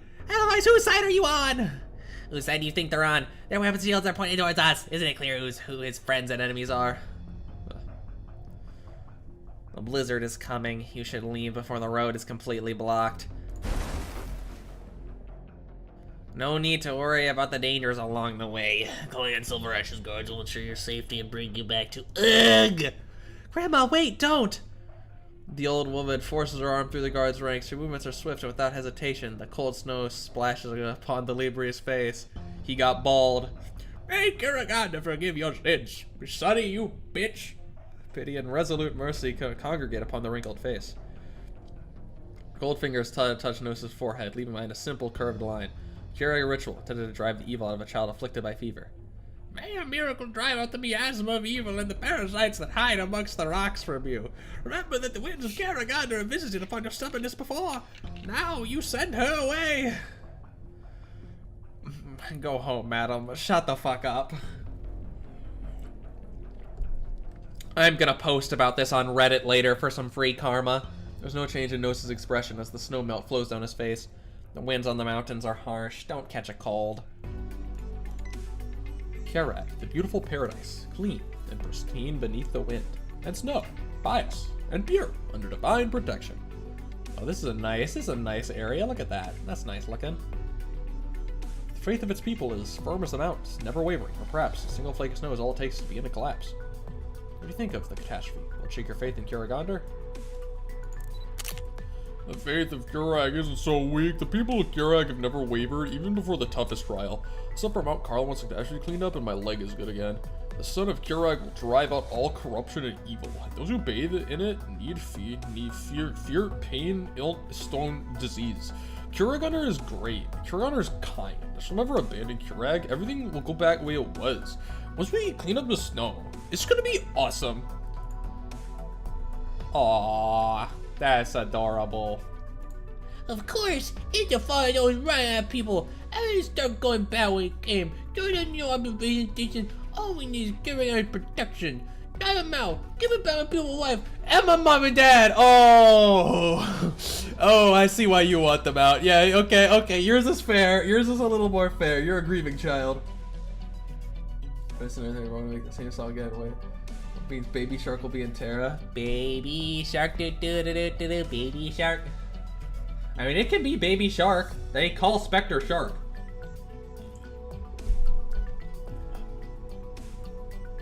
Spectre jams out to Baby Shark. Oh, okay, that's another one. Is there anything I can help? Wait, you're Victorian! Get your pitchforks! Who let this one in the village? Colors of Victorians is already making their homes on our turf now. Get lost! You're not welcome here. Oh, goodness. You looking good, man. You looking a little too polished. They're gonna recognize your ass from out of town immediately. Phew, this'll be tougher than I thought. You need some help? Oh, it's Enzia. You need some help? Hi, I'm fine. I'm just short on film. Suppose I'll be able to find any here. Well, let me see. Oh, you can get this model from the Central Mall in the Silver Ash domain. Nice pics. You a photographer from Victoria? A reporter, to be exact. Good timing. May I get an interview? Who? Me? How do you view the catastrophe as that just occurred in Kjerag? And if you have faith when Kjerag no longer protects Kjerag from catastrophe? I thought I heard you talking about Kjerag and catastrophes when we were there. You know how Kjerag people think? They're like, now they've been turned super xenophobic. I don't know if you realized. They kind of hate everybody that's not them at this point.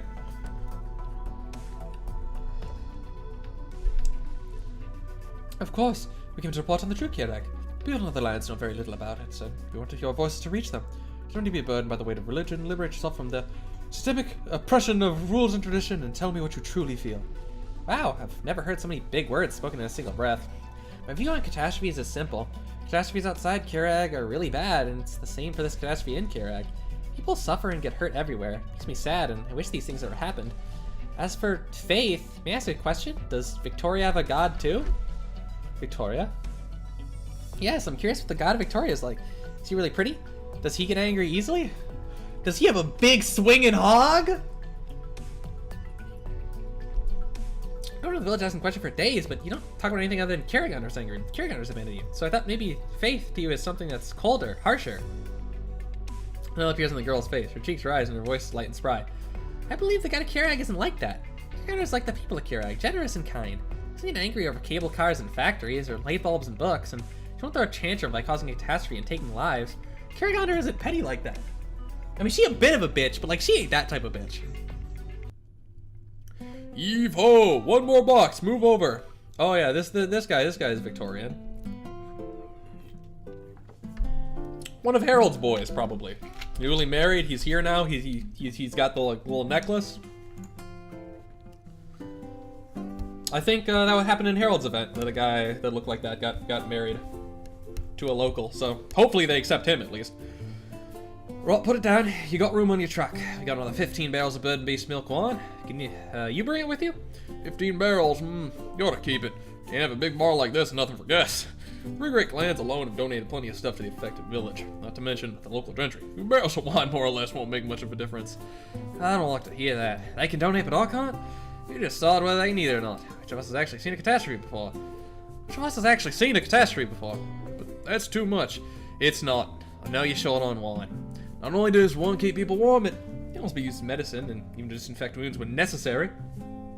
Can wine? You need alcohol to be a decently high percentage, I thought. Wine tends to be quite low. Maybe if you had like a high percentage vodka, whiskeys and stuff, tequila, anything like that. Dude, by the way, vodka is just like... Oh, there else have happened? Yeah. It's easy to forget because that event was not the most memorable. It was not the most memorable event. All right. Where was I? Yeah. If we had all this stuff back then, well, never mind. I know why you're taking it. Not 1 barrel less. I'll take it as you saying that I'm not one of you and I don't belong to Kjerag. Wait, that's not what I meant. And take it. And give it doing me a favor. You know how that father-in-law of mine is like. He's had hardship all his life, but he's never been stingy when it comes to sharing with hungry people. Now move aside and let me put the cargo in. Just don't get in any trouble and make him even angrier. So I remember how he huffed and puffed when you proposed to his daughter. I thought he was a nice guy who just wanted to help. Turns out he was after my little girl Freya, he said. He said it and he was still mad. He pulled out his cane. What are you lot chatting so excitedly about? Oh, and she has kind of like the little almost like hat accessory that looks a little more Victorian. I think they got like little things. They got little changes, I think. Let's get to work. Dad and I just checked our stock. We still have 2 truckloads of stuff, mostly dried meat and cheese, plus some butter and herbs. Good thing I caught you before you left, Crete. Now, need to tell Carl and Trey to send out a truck here. 2 trucks, you... Well, told you, Crete. Fine, suit yourself. The only newlyweds I know would rather give away their old storehouse before taking any gifts. It's a catastrophe, after all. It's never happened to Kjerag. No one knows how bad it is. But now is the time for us to work together and help each other in Kjeragander's name. Kjeragander's name will work together and pull through. Let's go back, Lisbon. The wind's getting stronger. Can't help but have a feeling. Feeling of what? Strange feeling. Something's about to happen. Now, I must be overthinking it. Oh my goodness, he's back. Your intuition is sharp as always. I don't remember what voice I gave Harold, but you know what? We're gonna make him fabulous this time. Your intuition is sharp as always, darling. Wait, Harold, is this real? Am I dreaming? My goat's back! Imagine like fucking the smiling friends like Rotoscope, Mr. Boss and Pim dapping each other up. That's certainly an honor, darling. You still remember my name. Looks like you haven't forgotten the time we fought alongside each other. Please stop making fun of me. What brings you here? What else could it be? We've heard there's a spot of trouble in Kjerag, so we came to offer some warmth as a good neighbor should. Oh, Whole truck of supplies. A truck! Take another look. Just by himself, and what he is a long procession of vehicles bearing the Victorian crest, as far as the eye can see. Some warmth, you say? Well, we're warmer than some other folk, to be sure.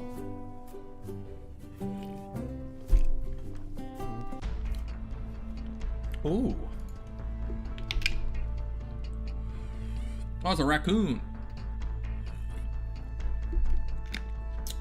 Did they not finish the tale?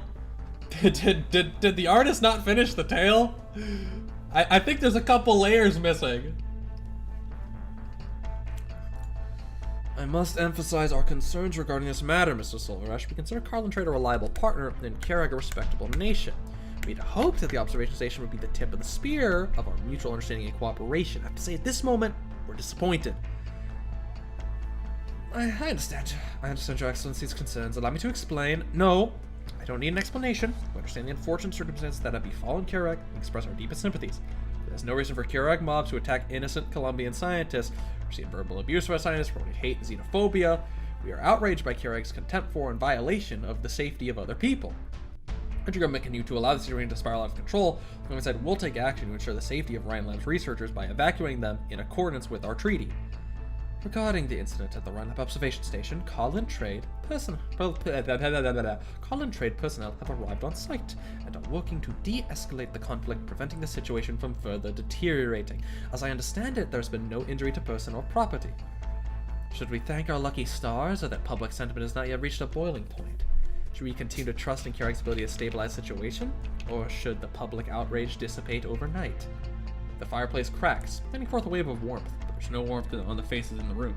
Colombian ambassador adjusts her posture and raps the table with her finger, speaking in a calm tone. We respect the professionalism, sincerity, and capability that Carlin Trade has demonstrated in the past. It has allowed our cooperation in scientific I am fucking getting my tongue all twisted up this time. I don't know what is with me today. Some of the sessions, it's like it doesn't happen at all, and some of them I just get my tongue twisted all over the place. I guess reading relatively quickly through all this without like pre-reading it or anything is bound to make that happen. It's allowed our cooperation and scientific collaboration to progress safely up to this point.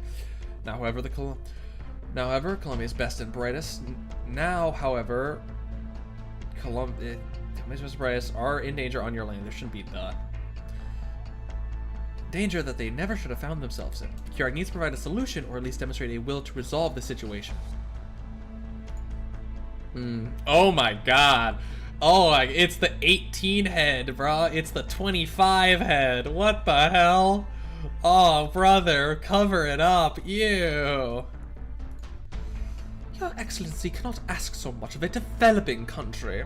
Considering Kjerag's current circumstances, I find Mr. Silverash's performance thus far quite impressive. I see that Victoria shows great care for her neighbor, but of course, a kind neighbor should always be ready to lend a kind hand. And when the Prince of Victorian folklore gave his golden crown to a foul beast in the snow, man smiles with an expression of unnatural benevolence. He draws a piece of paper from his pocket and unfolds it on the table. Here's a checklist for the first catch of humanitarian assistance. Food, blankets, medicine, spirits, sugar, salt, a team of doctors, and 2 veteran peacekeeping squads. Exactly what Kjerag needs right now. This is very generous. Kjerag appreciates your kindness. Not mine. This is the kindness of the Empire of Victoria. Our Prince on Heart of Gold, he would give his prize sword in the same way. He would offer gold and silver. It all depends on what you need and what manner of threat you face.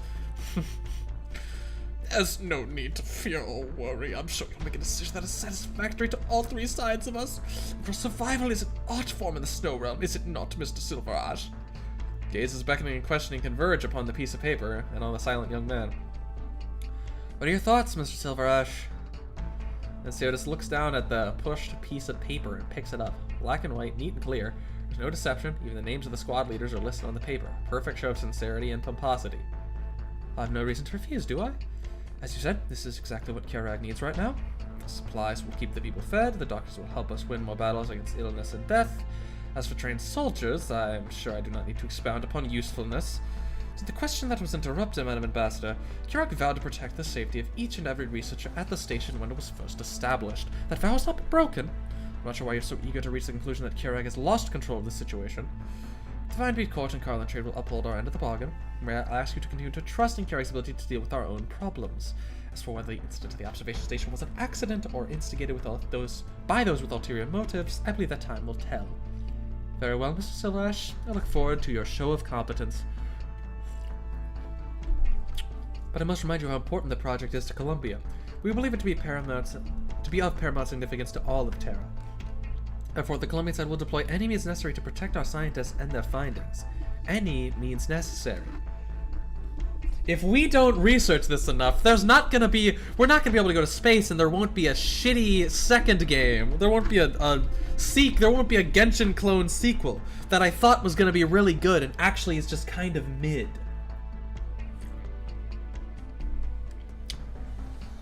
Indeed, I too believe that the scientific exploration taking place in Kjerag belongs to all of Terra. The Empire Victoria will do its part to maintain Kjerag's stability. Yes! Of course. I'm sure we're all of one mind on this matter. The sun shines through the window, past the shoulder of the Colombian ambassador, and upon the chest of the Victorian ambassador. He stands up from his chair, his back perfectly straight. The discussion seems to have come to a close. Such a wise decision. Seems all of us have gotten what we wanted. Phew. Is the meeting over? How long have you been waiting? Half an hour. I made good use of it, going through 4 reports while I was waiting. Take a seat. If you want a drink, help yourself. Thank you, but I've already helped myself to the tea that you kept on top of the shelf. It's been there for a little too long. It's finally time to ask you. What's the situation at Rhine Lab? I have no insights in the catastrophe as expected. People demonstrated enough restraint. There weren't any real attempts at violence. No satisfied themselves with reciting Kjeragander as they held hands, but I noticed there were a few people at the front who shouted the loudest, disappeared into the crowd when they saw the soldiers. Are you concerned? I'm concerned that this may only be the first incident. The observation station is not the only place where conflict is happening. There have been protests and rallies in the domains of the other 2 clans. Strikes at our factories as well. I'm dealing with it. Someone understands they can use this catastrophe as a weapon. That they know the power of the people's will. A good trick you've played before, but the weapon is not in your hands this time. You skipped the part where someone threw snow in your face. Is that important? It's the only thing that's unexpected. Did you expect Columbia and Victoria to sit you down for a game of good cop, bad cop? Yes and no. The Colombians' attitude is aggressive, but at the end of the day, it's continued cooperation that they want. The most important thing for them is that the observation station delivers results. As for the Victorians, they're fucking pussies. They're more anxious than we thought. They're quivering labiate pussies. Kirsten single-handedly forcing HG to create a Genshin clone.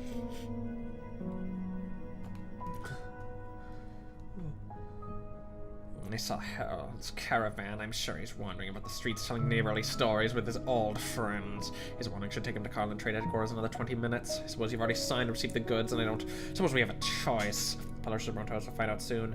As for how they'll take it, let's just say you should be prepared for the Tri-Clan Council. I'm getting cold feet. I'm used to it. This nonchalant attitude of yours is why people hate you so much. It's not cool anymore, Silverhands. It's all about being chalant now. Thank you for the compliment. At the end of the day, however, none of us expected this catastrophe to happen. You're nice and unflappable as you like, but don't tell me this disaster hasn't actually phased you. I don't actually think you're that thick. I think your arse is rather small. Oh no. With risk, however, comes opportunity. It's the first catastrophe that Kjerag has seen in 1,000 years. Perhaps it's time for certain things that have lasted 1,000 years to change. Perhaps it's time to call Kjeragander a bitch. Sionis looks out the window. It started snowing again, covering the lands of Kjerag in white. The mountain winds continue to blow. They call it the breath of Kjeragander, her messenger. It walks every inch of Kjerag, bringing all its sounds back to her ears. She will tell right from wrong, good from evil, friend from foe, piety from falsehood, medicine from poison, and mirth from tears. She will pass judgment. There's one other thing you should know. The avalanche caused by the catastrophe destroyed that train station at the foot of the mountain. Strangely and fortunately, there were fewer people inside the station than expected. It was only later interviews we learned someone had shouted about a bomb in the station, causing the crowd to flee. Who? We don't know yet. The researcher disappeared from Rhine Lab remains unaccounted for. If they are one and the same, then she had not cleared the borders of Kjerag when the catastrophe occurred. She should be somewhere in the realm, buried alive under the snow, dead. I see. You're the only one I can count on for this, Gnosis. Find this woman without triggering a response from Rhine Lab. You're starting to look serious. Should I ask why? You'll learn soon enough, but ideally, one should not rely on trick plays in the game of chess. How do you run a trick play in chess?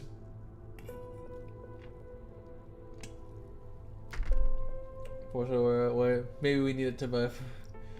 Wait. It's highly possible. It's highly possible that's what's missing. Is that? When the winter nights were long and there was no food to be found, she walked in the forest to look for seeds. No, not this one either. The word catastrophe doesn't even exist in the old Kjerag language. Is it possible that we have truly never been struck by catastrophe before? Maybe the ancient people couldn't tell catastrophes from normal disasters and mix their records with others. Snow not flooded field and pasture, the crops fell to an untimely winter tide. No, these sound like a catastrophe. Remember, there's another story she used to tell. When the cold winter night froze the heart of Karlin, the enemy from afar came across the ice. The warriors stood vigil with weapon in hand at dusk, saw a terrifying abomination in the mirror like ice. Radson, the warrior ran back to his clan to warn the others, but No one but the warrior could see the creature. Nobody believed his words, and so the war began to live in fear. Elder Radso, when did you... Came after the morning prayers. I did not wish to disturb you, so I remained quiet, but I could not resist the urge to speak when you recited a familiar section of the scriptures. I apologize for disturbing you. It's alright. I just thought you were still handling matters of the court. The lights dim. From Enya's vantage point, sitting on a high ladder, the Great Elder's robe seemed to blend into the color of the floor. She could not see his expression. You must be very busy after taking over as Great Elder. Is everything going well? You to think too highly of an old man like me, great sons. I've spent most of my life here in the Hall of Writings. Hardly ever step out of the Vinebead Court. Not to mention dealing with matters of court. My only claim to this position's my age. Apart from that, I can only do my best. You're too modest. I haven't had many chances to speak to you, but I understand you're a man of great learning. You flatter me. The more I study the tomes, the more conscious I am of my own ignorance. We all are, compared to her. But I heard that you had been studying the scriptures for 2 days and nights without rest. So I came to see if I could share the burden. It's good timing. I also have some questions that I'd like to discuss with you. She closes the scroll and climbs down. The old wooden ladder creaks as it faithfully connects knowledge in high places in the silent ground. Enya walks out from amongst the bookshelves with scrolls in her arms, sitting down by the spacious table that's already covered in open scrolls. This is what I've compiled over the past 2 days. I searched for any and all records of unusual disasters in Kjerag, but I've yet to find any evidence of a catastrophe ever having occurred in our borders. I still haven't been able to find an explanation as to why this catastrophe chose this moment to strike. There's been nothing particularly unusual about this year's winter. The girl looks up from the scrolls to the Great Elder. However, the old man seems uninterested in the scriptures lying before him. He bows his head, squinting with the sagged eyelids that lie below his white hair. You do not seem to approve of the studies I have pursued. No, I dare not be so impudent. We're seeking the truth of the catastrophe, the massive thing that descended before us, the fear incarnate. Like taking the path through a mountain or building a bridge over a river. Your actions are undoubtedly logical. But search the entirety of Kjerag's history, every little tribulation within the fragments. It's an ordeal akin to searching for a grain of salt in the snow by candlelight. I'm not afraid of ordeals. I must find an explanation for this catastrophe. I must. I understand you worry for Kjerag and take pity of those affected by the disaster. I feel there's some other anxious emotion driving you, but perhaps his anxiety has made you short-sighted? I've never asked you in private, Great Elder Adso. What do you think of this catastrophe that struck Kjerag? I must admit that my knowledge is shallow and I'm unable to explain the reason behind this catastrophe. But I agree with what you said a few days ago. Kjeragander never promised her people they'd be safe from the threat of catastrophe. Indeed, Kjeragander has never made any promises to her people. On the contrary, the scriptures often emphasize that we must not validate her existence through miracles. We believe in her because we believe she is good, that she embodies all that's good. We follow her way such that we can be better ourselves. I agree with you, but I fear the public will not respond well to such an interpretation. Indeed, reason and insight are a pair of golden shoes that will take you far, but only if your feet can fit them.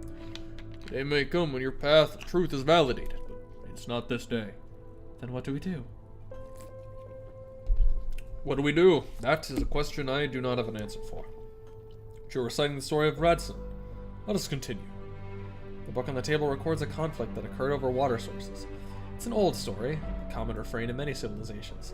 The Great Elder reaches out and pulls another book from under it. Dust intertwines with the scent of charcoal from the fireplace, like a piece of amber hovering in the air. The warriors searched far and wide for a way to fight the monster. Even Kjerag could not help the warrior kill a monster that could not be seen. And so, she led the warrior back to the frozen lake, and she spoke to him, saying, "The others cannot fight the monster, for they do not see it. Only you may find the way to defeat it." The warrior was enlightened. The heart of Carlin began to melt, and winter was driven out by spring. Kjerag granted her people the final blessing. Her tears froze the enemy, becoming 3 eternally frozen peaks. The first story of the Book of Home in the Kjerag has been subject to various interpretations by scholars of generations. The heart of Carlin likely refers to Lake Sobanahaza, and some believe that the warrior, who heeded the words of Kjerag, was the very archetype of the saintess. True. If they just had a saintess of the garlic bread realm instead of whatever Anya's stupid ass is doing. Opinions differ on the enemy that came across the ice. As for the monster that could not be seen, Radson, words long lost its true meaning. Of Kjerag's most famous bedtime stories. Parents tell the story to children refuse to go to sleep before tucking them back in. The name is so widespread that most people have forgotten that Radson was not an incantation or meaningless babble, but one with a clear and specific meaning. Many words lose their meaning over time. At one point, Radson was believed to be a loan word that came to Kjerag 1,000 years ago, of the same origin as the word catastrophe. If I recall, your work in the Hall of Writings involves decoding and translating imported works that have lost their original meaning. Researching that has fortunately borne fruit. The word Radson has 2 parts. In the short, stopped syllable rad, the stiff sibilant syllable son. The fireplace flickers, the Great Elder. I did not expect the linguistic lesson here. Every time you fly over water, I'll be able to rule the world. Roingus saying this. True. The Roingus would never lead them astray.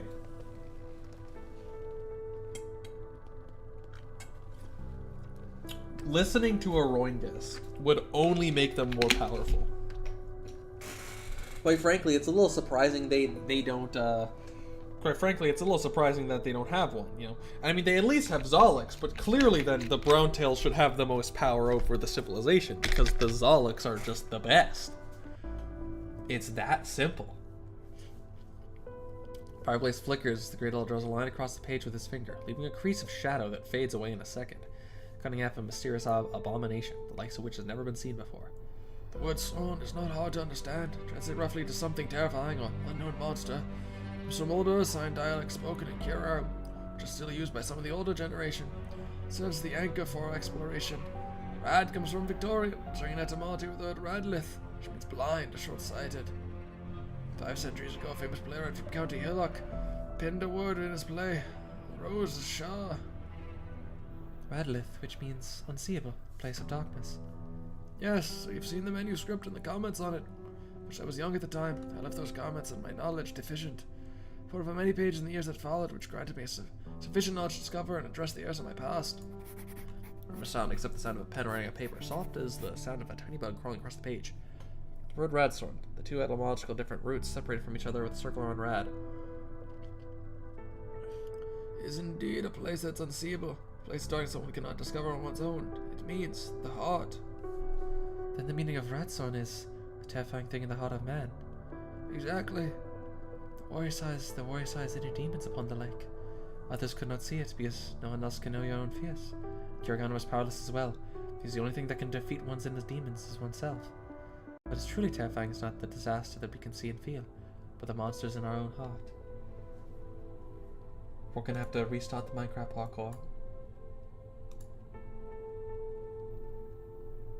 Where is it?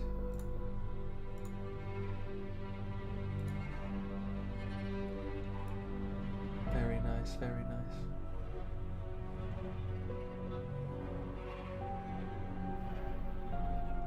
Beautiful, beautiful. Love to see it, beautiful.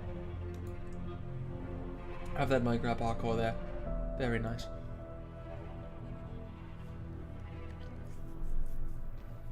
You are wise, Saintus. The sages realized this 1,000 years ago. Now the catastrophe that struck Kjerag is also a red sun, which only Kjerag can see. But now, there's no Kjerag to lead the Lost Warrior. Why do you say so? Kjerag cannot help the people to fight their demons. She's absolutely good, without the flaws of man. The darkness that clouds the people's hearts does not exist in her. She shows the Saintess from among the mortals, puts upon her the power to fight Radson. Only she is always at Kjeraganda's side. Snow washes her eyes, but piety judged by ice. She is the guidance of Kjeraganda, cherishes the love of the people. Only she can dig open the ice and soil, make a path for the people of Kjerag out of their heart's maze, such that Kjeraganda will return to us. This is what many people of Kjerag have believed for centuries. Only the Saintess may atone on their behalf, on behalf of the children of Kjeraganda. The Great Elder places his hands on his knees and bows his head in an imploring gesture. The Saintess of the Vinebead Court sits on the other side of the candle. The flame flickers and the wicker is long. You are proposing a pilgrimage. It's time for the noon prayers. I'm afraid I must take my leave, Saintess. One moment, Elder Adsa. Saintess? Something you said caught my attention. So that Kjeraganda has never made promises to her people, and that she does not rely on miracles to demonstrate her existence to her believers. Do you believe that Kjeraganda doesn't exist? No. Of course Kjeraganda exists. Our bodies, our faces, in your own language.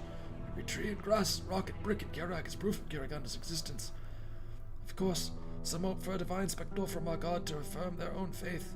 But if a god truly stood before us answering every call, what need would remain for faith?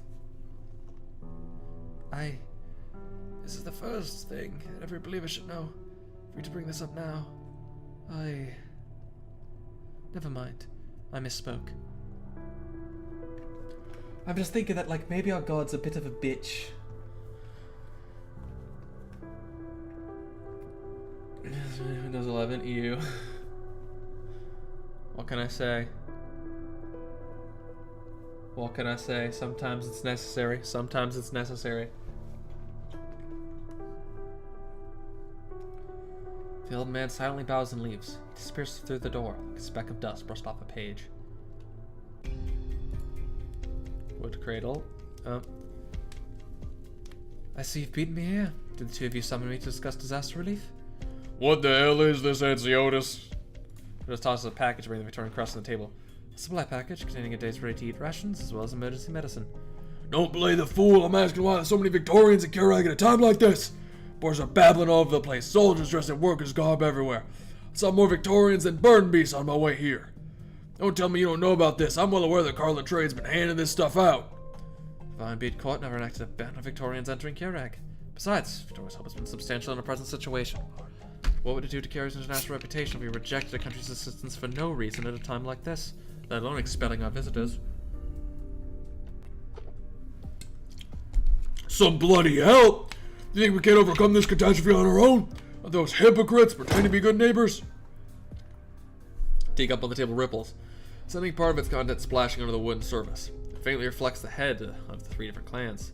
3 mountains of different heights. Besides, what kind of help can Victorians bring? Now I remember that man Harold helped, didn't he? With the people chatting him up, going to the pen, straighten the beasts, and delivering new foals. He made the burn beast fat and plump. People say he's Victorian, but he's not a bad guy. And what happened? What do you do with Lake Sylvanarza? Here I thought you were supposed to be the smart one, Anciotus, but you couldn't even learn from that lesson. I'm telling you, no matter what the Silver Ashes and Browntails think, not one Victorian will set foot on Balrosh land from this day forth. I don't care what your political goals, international reputation, I won't let the Victorians have their way on Kjerag soil. Calm down, Arctaz. Are we going to fight amongst ourselves before you even dealt with the foreigners? Then, what do you think, Ratatus? The fireplace continues to crackle. Ratatus' voice is calm. The dark rings around her eyes show the toll the past few days have taken on her. This time, I'm with Arctaz. You've dealt with the Victorians the most. You know their ways, especially at a time like this. Victoria does not show any kindness to Kjerag for no reason. The aid could turn into a poison pill at any time. All the chaos we've seen over the past few years, what part of it has had nothing to do with foreigners? You, of all people, should understand the risks. I completely agree with Tatus, but we must not forget that while stagnation may be the least risky course of action at present, it is also the surest way to doom. Sending people at a time like this, Victoria is testing us. They're hoping that we'll fall apart on our own. It's taken so long and so much for Kjerag to finally see the results of reform. To close our doors again at this junction would be to lay waste to all of that we've done over the years. You're set on dealing with the Victorians? You have my word. Cullen Trade has taken responsibility for establishing contact with other nations. We will handle Kjerag's relationship with Victoria. How can you be so sure? As you said, Victoria's never given up on exploiting us. Have they ever succeeded, though? I mean, yeah, they have sometimes, but, like, that look again? Like, you're always in control. Always so sure of yourself. Kjerag is changing, not just the changes that you've brought about, but also the changes brought about by catastrophe and by progress. Nothing stays the same forever. That's true of your past successes, too. And it's true of the great power's lofty perch. By Kjeragander, I hope you know what you're doing. You are, like, actively gonna fuck all of us over if you don't. Like, you are gonna fuck all of us over. The distance, the evening prayer bell tolls at the Vinebead Court, echoing amongst the pillars. Sir Anciotus, the Saintess requests your presence at the Hall of Lectures. Saintess! It seems we'll have to continue this conversation another day.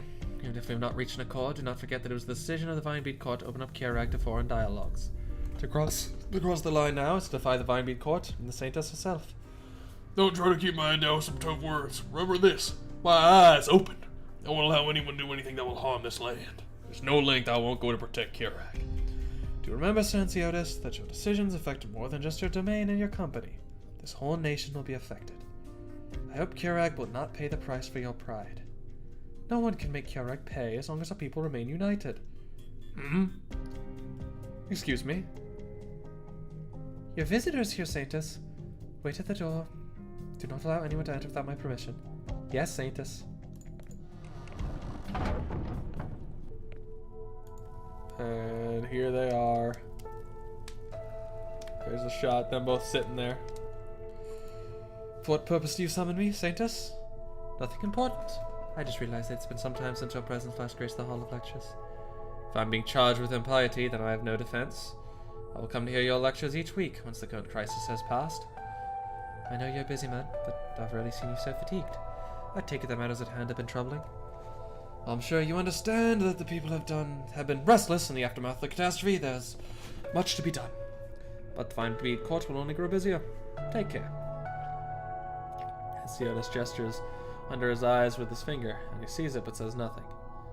The fire burns bright in the fireplace. It's worth reaching the eyebrows to notice the silver siblings, orbing their pale and alike complexions. They're not looking at one another or toward the solemn statue. I saw Octaz today. He looked out of sorts as he greeted me. Even Rotatus did not seem her normal self. It won't be the first time the three of you have fought, but a situation like this, I haven't seen it in a long time. What happened? Temporal matters that you need not worry yourself about. Then, please tell me, what are the temporal matters that trouble Kjerag? Is it the Victorians? Yes and no. They immediately sent a large relief effort to Kjerag as soon as news about the catastrophe got out. The Colombians also learned about the incident at the observation station and threatened to send troops to protect and evacuate their scientists. They're paying close attention to this catastrophe, each for their own reasons. So they understand Kjerag better than we think. They know well what this catastrophe means to Kjerag. The politicians smell chaos and see it as a once-in-a-lifetime opportunity to extend their influence into Kjerag. We know that Victoria has been doing far more within our borders for a long time. They have simply stopped trying to hide it. I have a good guess as to who is behind Victoria's movements. Her plot is not hard to decipher. It is simply the instincts of a politician. If I were in her shoes, I'd agree it would be but another chess piece to move. You know I don't like it when you get like that. I apologize. I spoke out of turn in this holy place. Why do you keep putting yourself in the plotter's seat, treating everything around you as chess pieces or bargaining chips? Do you enjoy games like this? This is our reality. One that florid words cannot conceal. If we want to be strong, independent, even sit as equals with the great powers at the same table, then we must play by the same rules. Is this the most absurd part of it? Kjerag is not the only country that preaches virtue and goodness. Those politicians, too, play the part of leaders and teachers in their own country. They are hypocritical and deceitful, but they teach their people to be honest and sincere. They are avarice and but they teach their people to be gentle and kind. Ask then, Sir Anciotus, are the virtues that I preach to the people of Kjerag as saintance and the tenets of the scriptures, all lies and nonsense to you? And yeah. The fire flickers as a charred piece of wood snaps in two. The name buried for so many years is once again uttered by a silver ash. Sir Anciotus, would you have come to me today if I did not summon you with the authority of the Saintus? Kjerag faces an unprecedented crisis. One wrong step and we may never recover. We need unity more than ever. And the authority of the Saintus is crucial at a time like this. I see you finally recognize the importance of faith to our people. I never denied it. Faith in Kjeragander is fundamental to us. We cannot begin to talk about this land without it. Yes, more than one person has said as much to me. But we view faith from the perspective of gain and loss. Have we really paused to think if our history, free from threat of catastrophe, was a mere coincidence? There's no point in discussing whether it was a miracle or not. What happened, happened. The only thing we can do now is to calm the people. Already know. So when value is that catastrophe free? It's not a case of basically useless, right? No. I think there's a clear scientific value to Columbia, and I assume there is other clear strategic value to Kjerag. I mean, there's also a bunch of untapped natural resources. That's why they're doing mining rights with different places. The Starbot purpose, there's the natural resources. I think there's still a good reason. On this, at least, we are in agreement. It's not an easy thing. Then I shall begin my pilgrimage to Saintus. What? I set out early tomorrow morning. This will be known all across Kjerag by dusk. Was this the Weinberg Court's decision? It was my decision. The pilgrimage takes place in spring or autumn. Has a pilgrimage ever taken place in the middle of winter? Has a catastrophe ever occurred in Kjerag? We don't have time. You know how dangerous this is. Of course I do, but how else do we calm the people's fear of catastrophe? How do we make them believe that Kjeragander will forgive their transgressions? There'll be no companion, no temporal possessions, no carriage, no rest.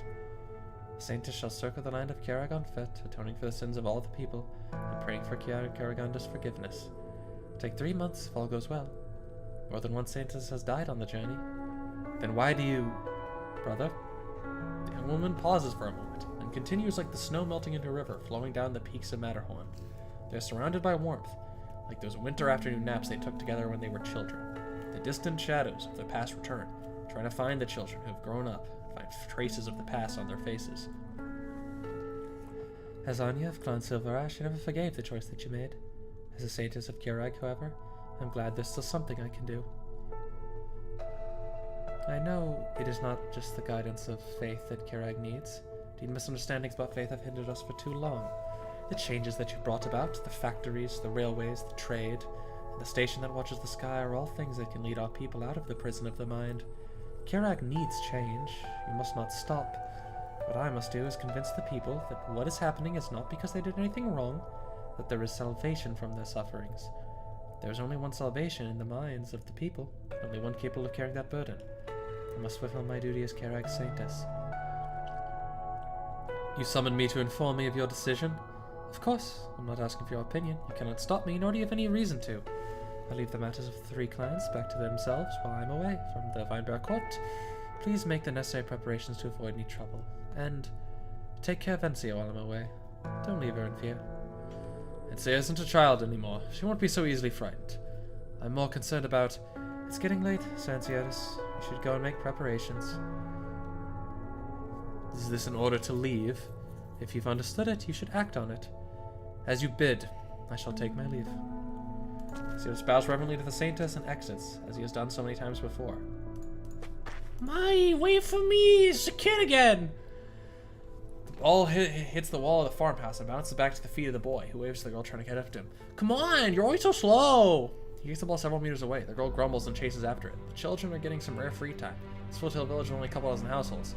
Children whose parents are too busy to watch are playing in the center of the village. As you know, the Saintess has begun a pilgrimage for our people. The village is our final stop before she ascends the mountain. Remember what I told you. Change into clean clothes and do not disturb the Saintess when you see her. Am I clear? The Saints really be able to summon Kjeragander back to his father? My wife is working in the city, and I still haven't heard from her since the disaster. Nearby villages say Sir Anciotus put a blockader on the scene. No one knows what's happening. Not worry, Bauer. This is exactly why the Saintess is embarking on her journey. Kjeragander will not abandon any of her children. But All of us here in the village have been abandoned, haven't we? None of the young folk have been willing to stay on the farm since Carl and Trade started their business. I tell you, Bauer didn't go lame when he was little. Hey, is that all you have to say? The father and I have been taking care of you since your son left for the city. I haven't heard a peep from him since the disaster. I'll be damned if I got anything else to say. All right, let's not argue in the Saint's presence. Mauer, you should go check on old Carl. He said he wanted to catch a glimpse of the Saintess, even if he had to crawl on all fours. Help me talk him out of... I see the Saintess, father. She'll be here soon. What? It's much sooner than expected. All right, let's go away by the roadside and brighten your faces. Those villagers lined the roadside, turning their face to the distance from whence the Saintess is approaching. Kjerag averts his eyes subconsciously, nervously rubbing his palms with his fingers. He assigned this village by the Vine Bead Court 20 years ago. He'd never seen the Saintess outside of portraits. The footsteps approach. He focuses his entire attention on his facial muscles, hoping to leave a good impression on the Saintess. Bam! Oh, did she get nailed by the ball? Oh! Molly, you fool! Look what you've done! What the blasted? I forgot about you two. Are you all right, Saintess? Molly, come apologize to the Saintess. Oh, I'm sorry, Saintess. No, is she fully furred up? Oh yeah, that's cute. It's a nice look. With a big old fur coat.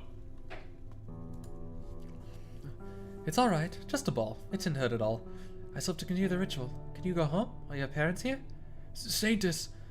Mom and Dad died a long time ago. My home is the temple. I'll, go home then, Father. Go. I'll have you copying scriptures if you cause any more trouble. I deeply apologize, Saintess.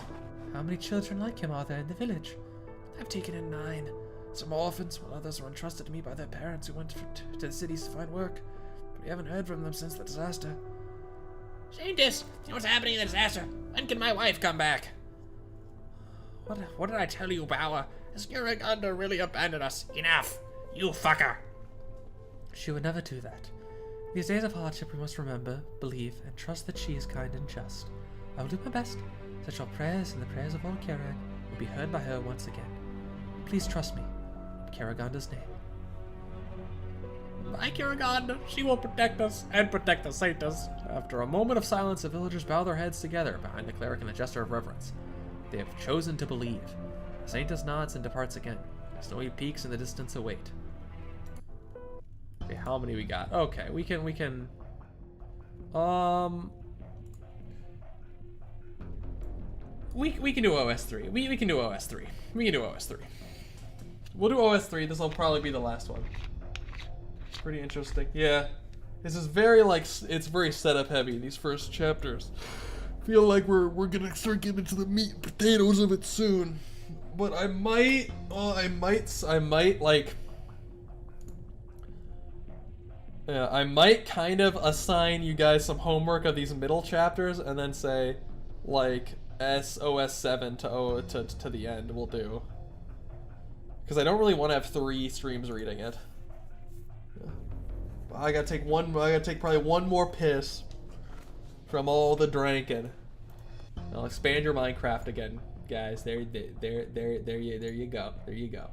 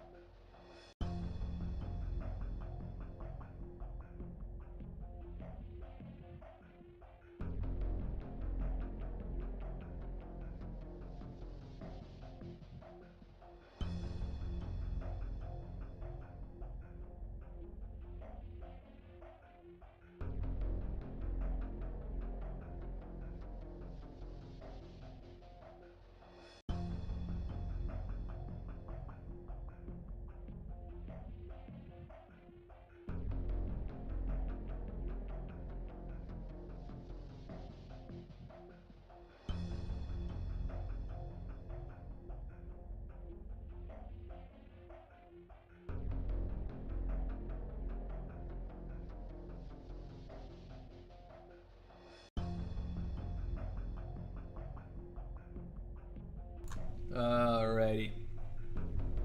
Let's get down here, and we got two more. We got OS3 before and OS3 after today. Madame Mortados, I bring him a message from my master regarding the meeting of the three clans a few days ago. The Belarus stance toward the outsiders is firm. We can never be too careful regarding the faithless. We must be even more vigilant now. With the saints out on pilgrimage and state affairs defer to the three clans, my master does not think ill of Sir Anciotis, but it's true that Clan Silverash has been too close to Victorians. We do not know if he has other intentions. So my master has chosen to communicate with you. He sees you as a woman who has always upheld Kjerag's traditions. He's happy to meet with you in person. If you have any thoughts you'd like to share. Are you finished? Out of respect for Arctos, please bring this message back to him. I know if Arctos is harboring a grudge because of the catastrophe occurred on Pelor's soil, and I don't care. But the last meeting, we reached the conclusion that none of us should make a move without direction from the Wayne Bead Court. While the Saints is absent, the best thing we can do for the nation is to take care of our own business and avoid causing more issues. That will be all. I see there's no avoiding these issues. I apologize, but this little thing is no cause for concern. Let's return to the topic at hand. Long-term cooperation between premium Victorian clothing brands and Clan Browntail. No, wait. With all due respect, Madame Browntail, I'm afraid this is not an issue I can ignore. If you look at like so hot on Victoria, how are we to believe that any cooperation, in fact, can last? Our three clans may have our differences, but I'm the sole representative of Clan Browntail. You may take my word on that. This conflict between the three clans was not on what Victorian understand, not at all. I made great efforts to learn about Kjerag during my time here. Culture is exotic and fascinating. If Kjerag is united by Kjerag faith, the same tenets seem to have different influence on the three clans.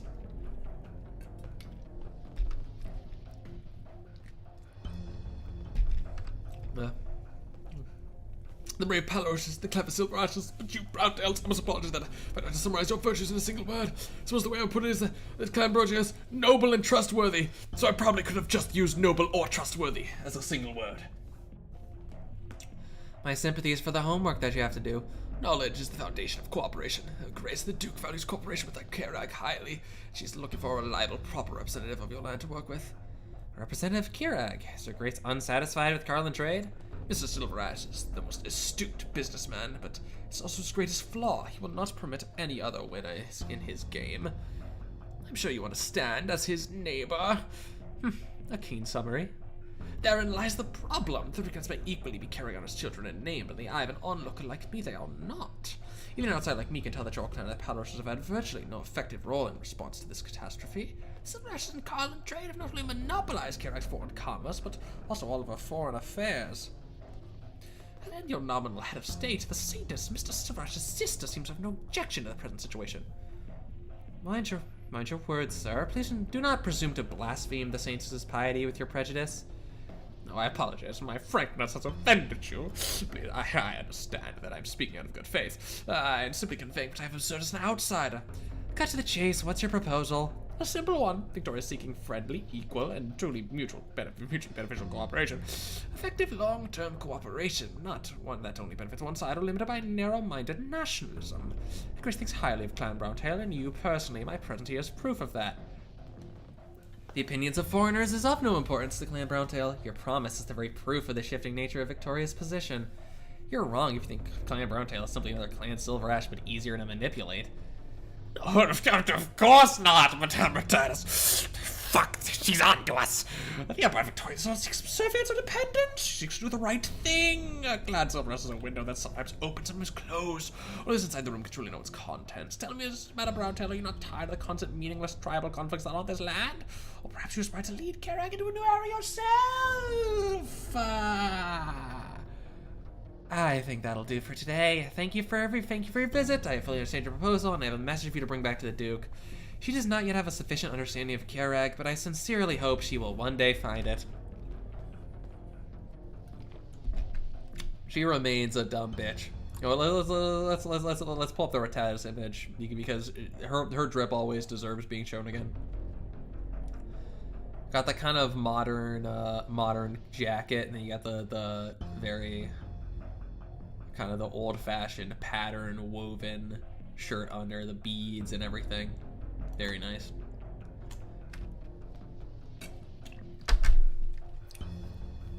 No noted. Unfortunately, any commercial cooperation must remain on hold while political issues remain unsolved. But we have plenty of patience for an important partner such as yourself. We look forward to your answer.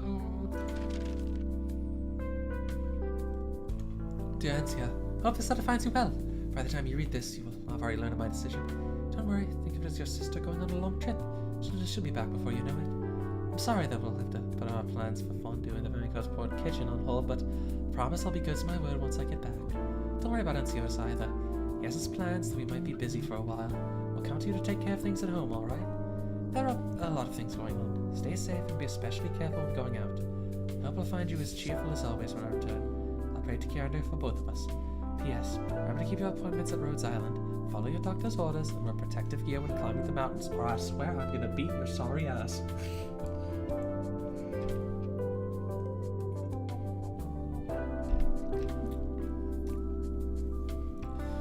A letter from Inya? Yeah, it's always like this. Same for Ansiotis. He's quiet enough at home to begin with, and ever since I came back from my trip, he's barely been around. These are exceptional times. They're doing all they can to protect Kjerag. All we can do is trust them and support them. I know, I just want to blow off some steam. They still treat me like a kid, never telling me anything. I don't even know what I'm worrying for. I want to help them too. Well, Lady Ansia, Mr. Chester, is Sir Silverash here? He's probably at the office. Why? The herald has arrived from the Vinebeard court.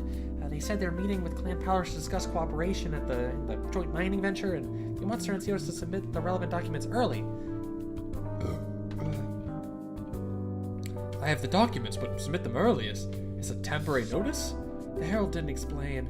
Very well, prepare the car, I'll go. Before you can finish, Ansia grabs the documents and runs to the door. You can stay home, Uncle Chester. Let me handle it. Ansia, come back. Sir Zero said you're not to go outside without permission. Wait! It's alright, Ansio's supposed to have forgotten to bring these with him. I'll have a good laugh at him later. Come on, let's go! Oh dear, I should let Sir Ansiotis know. Brown car is driving on the mountain path to the Vinebeard Court. Sitting in the backseat, Arctos rubs his neck. Oh, why call me over so early in the morning? Is the man thing so urgent? Your Sir Ansiotis often stays overnight at the company these days. An early morning meeting would fit his recent routine. Not as much to discuss. Just waiting for the Silverash documents to sign off on. Give me the minutes from last time, Gulo. I'll take another look. Yes, sir. Sitting in the passenger seat, Gulo takes the documents from the glove box and is about to hand them to Arctos when the car is violently jolted. Ah, what was that? Falling rocks! They almost hit us! Falling rocks here? Falling roll slams on the truck. Oh, it's not safe inside. We need to get out, sir. The road ahead's blocked. Pfeifen! They abandon the car and run to the mountainside. The amount of falling rubble and Roman. Look out!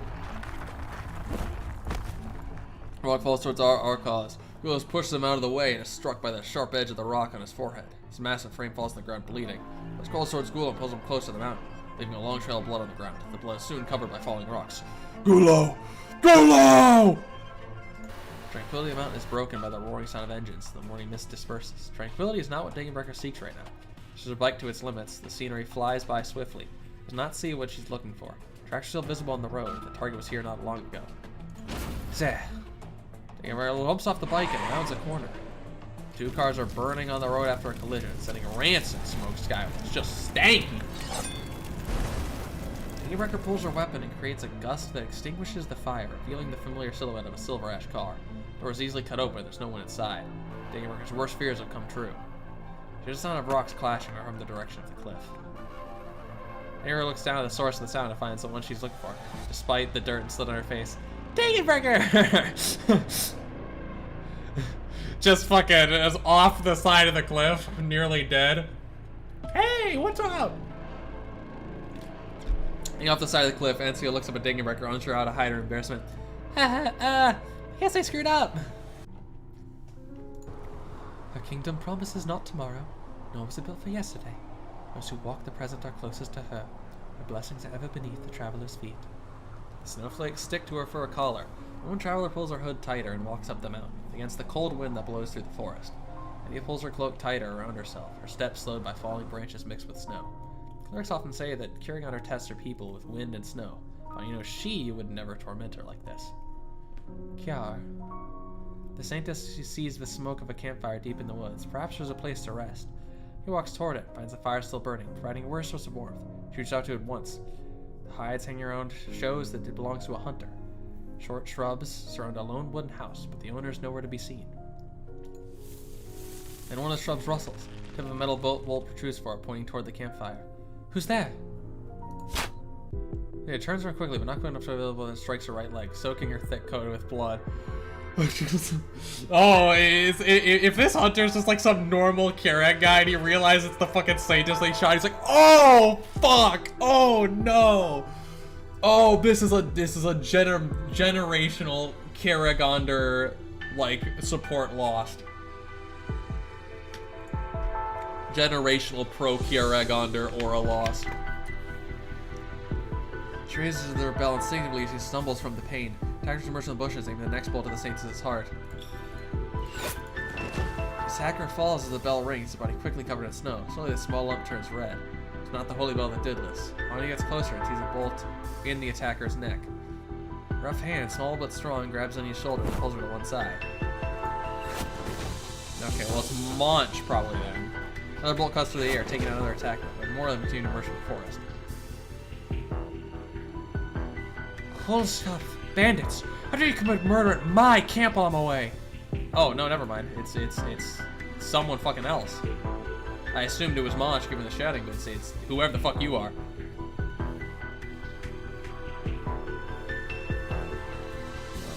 A young huntress carrying the heavy... yeah. Young huntress carrying a heavy crossbow that seems too big for her stands in front of Anya. She smells of herbs and cloud beast. Stop daydreaming! You're a Silver Ash. What are you doing here? Never mind. Stay close to me. No, not just like Silver Ash. The Saintess. I'm the Saintess. I'm going up the mountain. This is my home. And last I saw, they were going the opposite way. It's safe here. I'll wrap you up, and then you need to leave. Thank you. Don't talk and don't fidget, Silver Ash. Your wounds aren't that bad. With some distance, and your thick clothes absorb some of the impact. The ball's a hooked head. It'll hurt when I pull it out. I'll try to be steady. The young hunter snaps the arrow shaft and grabs the remaining part. She glances at the wounded woman who simply nods, showing no sign of fear. She takes a deep breath and slowly pulls the arrow. Even when she shivers at the sensation of the hook grating against flesh, she does her best to keep her hand steady until the arrowhead is completely pulled out.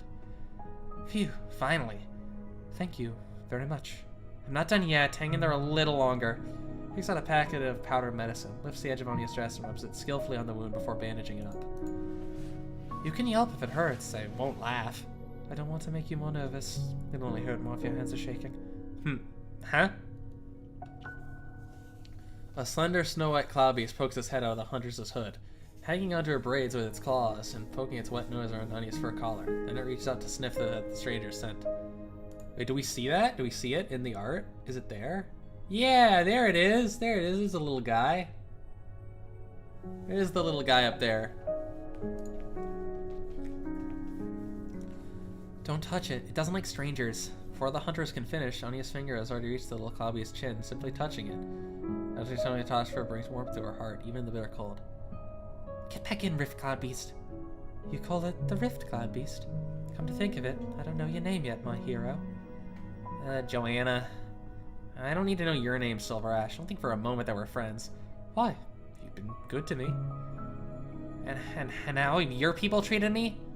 Forget it. Nothing to do with you anyway.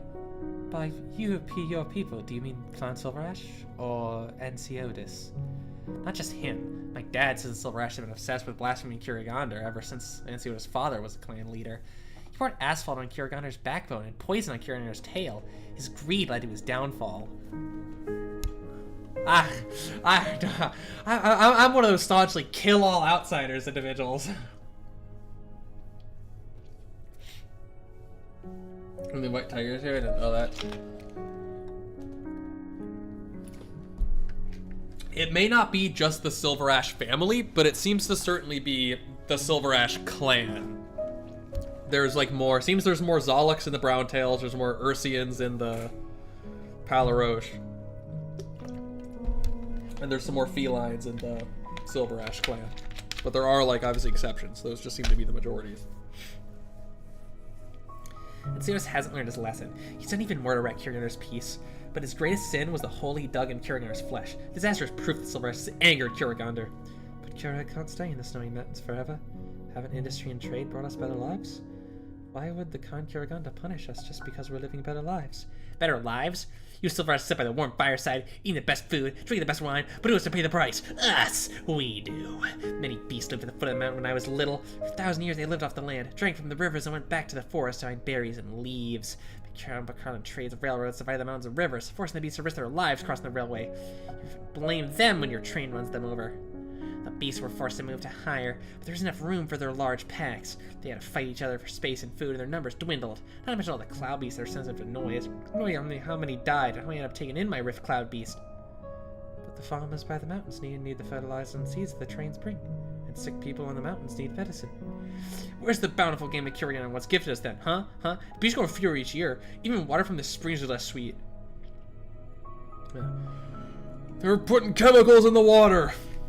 My family made a living hunting in the mountains for generations, following the holy teachings of Kjerag. We show our faith by sculpting statues in our image. Dad, myself, and my siblings, we've always prayed to Kjerag, always paid our respects. Why are we the ones who have to pay the price?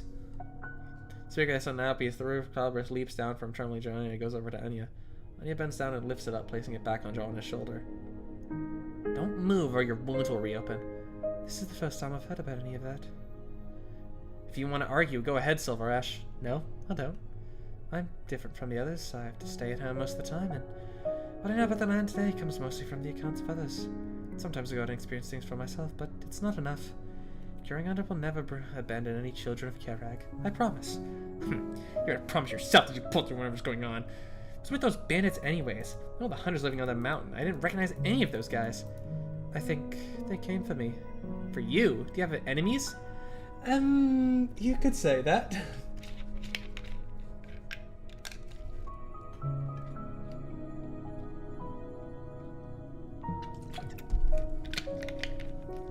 It's a long story. If that's the case, you better stay put tonight. They won't give up so easily. My dad's friend has a shop in town. My siblings have been helping out these past few days. I'll go get some medicine from him. I need to get help to fight the bandits. No, don't. Why? You afraid to be on your own? Fast and strong, you'll be back by tomorrow morning if I get on the mountain now. That's not what I'm worried about. Why? You survivors are such a bother. If you have something to say, just say it. If you can't fight, I have no choice but to get help from town. That's the deal. Wait, I can tell you. Anya hurriedly gets up, tugging at the sleeve of the huntress who's about to leave, causing her own cloak to fall off. Wait, are you kidding me? You can't tell this is her from this? You can't tell? Oh no, this is not this. What is this Perry the platypus bullshit? What is this Perry the platypus? Anya the Saintis! Anya the Silver Saintis! Hurry gets up, tugging the sleeve of the huntress about to leave, causing her own cloak to fall off. The Saintis? Actually, I'm sorry. Please, Your Holiness, punish me for my insolence. No, I'm not going to punish you. Please just sit down. He tries to stop the huntress, but she quickly takes a step back, putting more discipline to herself and Anya. To leave, but then seems to remember something and spins back around and bows reverently to Anya before finally leaving the room. General Gulo, did you knock on the cabin door before barging in, Mataroan boy? What are you doing here? I was accompanying Lady Enzia for a checkup. She suffered a car accident this morning, but fortunately she's unharmed. I was told you were here too, so I thought I should pay a visit. You alright? Just a scratch. But wait, you said something happened to the young Silver Ash lady? Lady Enzia was delivering something to Sir Enciotis when she suffered a head-on collision with another vehicle on the way to the Vinebear Court. It was fortunate that Madame Dagenbreaker quickly arrived on the scene too. You said she was going to the Vinebear Court, Vinebeard Court too. Strange Master received a summons from the Vinebeard Court this morning, saying there was a meeting. On the way there, we were struck by falling rocks. Did you hear anything from the Browntails? No, not yet at least. What's the matter with the Browntails? No wonder Sir Arctos was fuming when he left. Haven't seen him so angry in a long time. This is like the 2 Giga Chads talking.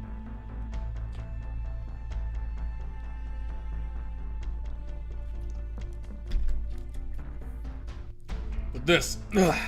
Listen, brother, I need you to do me a favor. Can you ask Sir Enciotis to go to the Browntail Manor at once? Sir Arctos is even more hot-headed than I am. I'm afraid he might do something impetuous. Sir Enciotis is the only one who can stop him from doing something, like, really fucking crazy. I see. I'll let him know immediately. I suggest you get your head checked at the hospital, Arctos. The symptoms of a mild concussion are easy to miss. Don't try to change the subject. Answer me. Why is it only Silk Clan, Silverrush, and mine were attacked while you Browntails sit safe and sound in your home? What do you know? Everything that I know about what happened today came from you. More excuses! Even the servants of Silverrush knew to show concern and tell me that Enzia suffered too. What about you? You're like you couldn't care less, like something more than a piece of snow falling on the ground. Is this the Browntail stance? I apologize for my demeanor. All of Kjerag has suffered in recent days. I ask for your understanding. Enough of this hypocrisy, is it? There's a lot of people always using that word in these Kjerag stories. Sometimes I wonder if they don't truly know what it means. Well, there's been gossip going around about the Browntail Witch. I never took it seriously. Couldn't care less what you did, as long as you did it for Kjerag and Kjeraganda. But now, when did Kjeraganda teach you to stab their allies in the back, Rattatas? Watch your words, Arctaz. Do not disrespect Kjeraganda, even if you intend to insult and provoke me. Stop dodging the question and answer. Was Clan Browntail involved in the attack on me and Encia? You're wasting your time. I've already told you multiple times I know nothing about it, and I express my sympathies.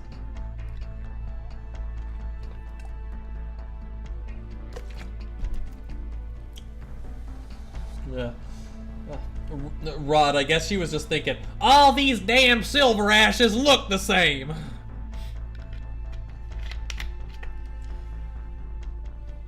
If that's your final answer, then don't accuse me of going too far. What do you mean? Don't think I'm out of Palorocious just because you took Ghoul out of action. Before I went out, I told my men when to show. Clan Browntail's estates will be thoroughly searched. I didn't want to go this far, but I'm afraid Sirius and children will have to bear with me a little. You dare? You made me do this, totally! Door of the drawing room flies open without warning. Arctaz draws the sword immediately. The sharp-eyed Browntail guards raise their weapons, too, and stand in front of Rattatas. I take it you've already discussed the incidents that occurred today. I came for the same reason, and I've reached certain conclusions. Please, stand down. Seeing Arctaz has sheathed his sword, Rattatas raises a hand and our guards hesitantly back off. Good timing, Enciotis. With the leaders of Clans Valorous and Silverrush with present, we demand a thorough audit of Clan Browntail's documents and cooperation from Clan Browntail in this investigation. Sorry, Arctaz, but I don't assent to the demand. What? Why would Rattatas want to get rid of us? Assassinating the heads of the other two clans at this moment would only cause even more chaos. Clan Palarosh has the most warriors, while Clan Silverrush runs carl and trade. Rattatas could not help to keep the situation under control if you and I both died in an accident. Meanwhile, retribution would be swift and harsh. Am I right? Rattatas avoids Encio's gaze and nods lightly. It doesn't explain why Clan Browntail wasn't attacked. Maybe a coincidence? Maybe bad timing. Maybe the attackers had something planned for the Browntails too, and we just don't know about it. You won't convince me with talk of coincidences, Enciotis. Who would have done such a thing if not Rattatas? That is not a question we can solve in a short time. I mean, you also just like despise the foreigners. You could think that they would want to, you know, logically. That feels like another one that it could be, but for some reason you don't. You're not down for that right now. I don't know why. This is not a question we can solve in a short time. Don't forget there are plenty of people looking to take advantage of the chaos and take a piece of Kjerag for themselves. This assassination coincided with the arrival of Victorian aid. The mastermind wants to keep us from working together.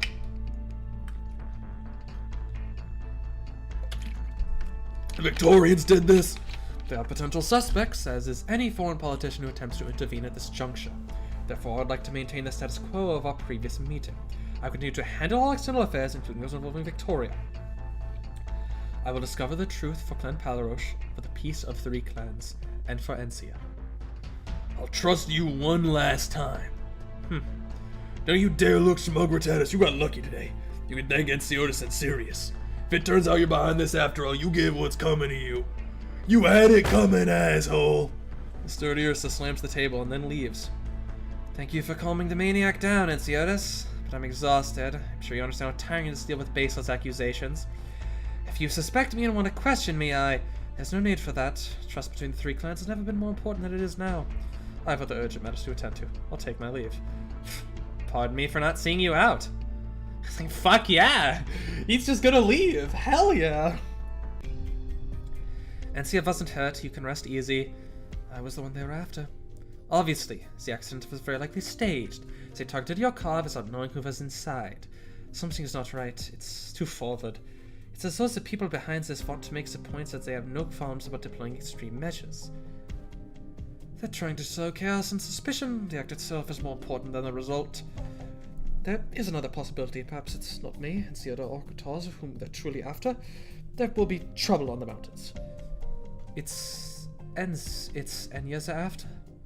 If anything happens to the Saintus at this point, it will serve to affirm all the conspiracy theories and drag Kjerag further into the quagmire. I need you to protect Anya, Dagenbrecker. Anya set out a long time ago. I can't promise anything. You need to prepare for the worst. I believe in Anya. You believe. And you will not provide any of your basis for that belief to reassure me like you usually do? Correct. I believe. Oh shit, wait, was that OS3 after? Okay, that was. Alright. Alright, chat. I may have to assign you guys a little bit of reading, okay? Before next stream, I want you to get OS4 to OS6 after done. Because we're going to go OS7 before to the end, if I can. That's just like 14-minute read. Are these really long? 12, 7, story 12, 14. Okay. It'll be doable. It'll be longer than this time, but it'll be doable.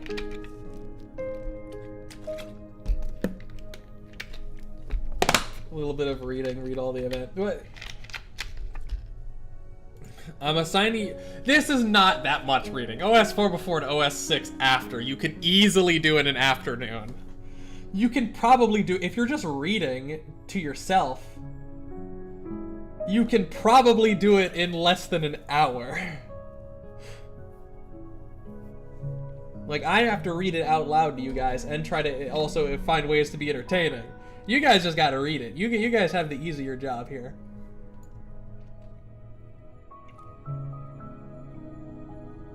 There's you say what? Yeah. Alright.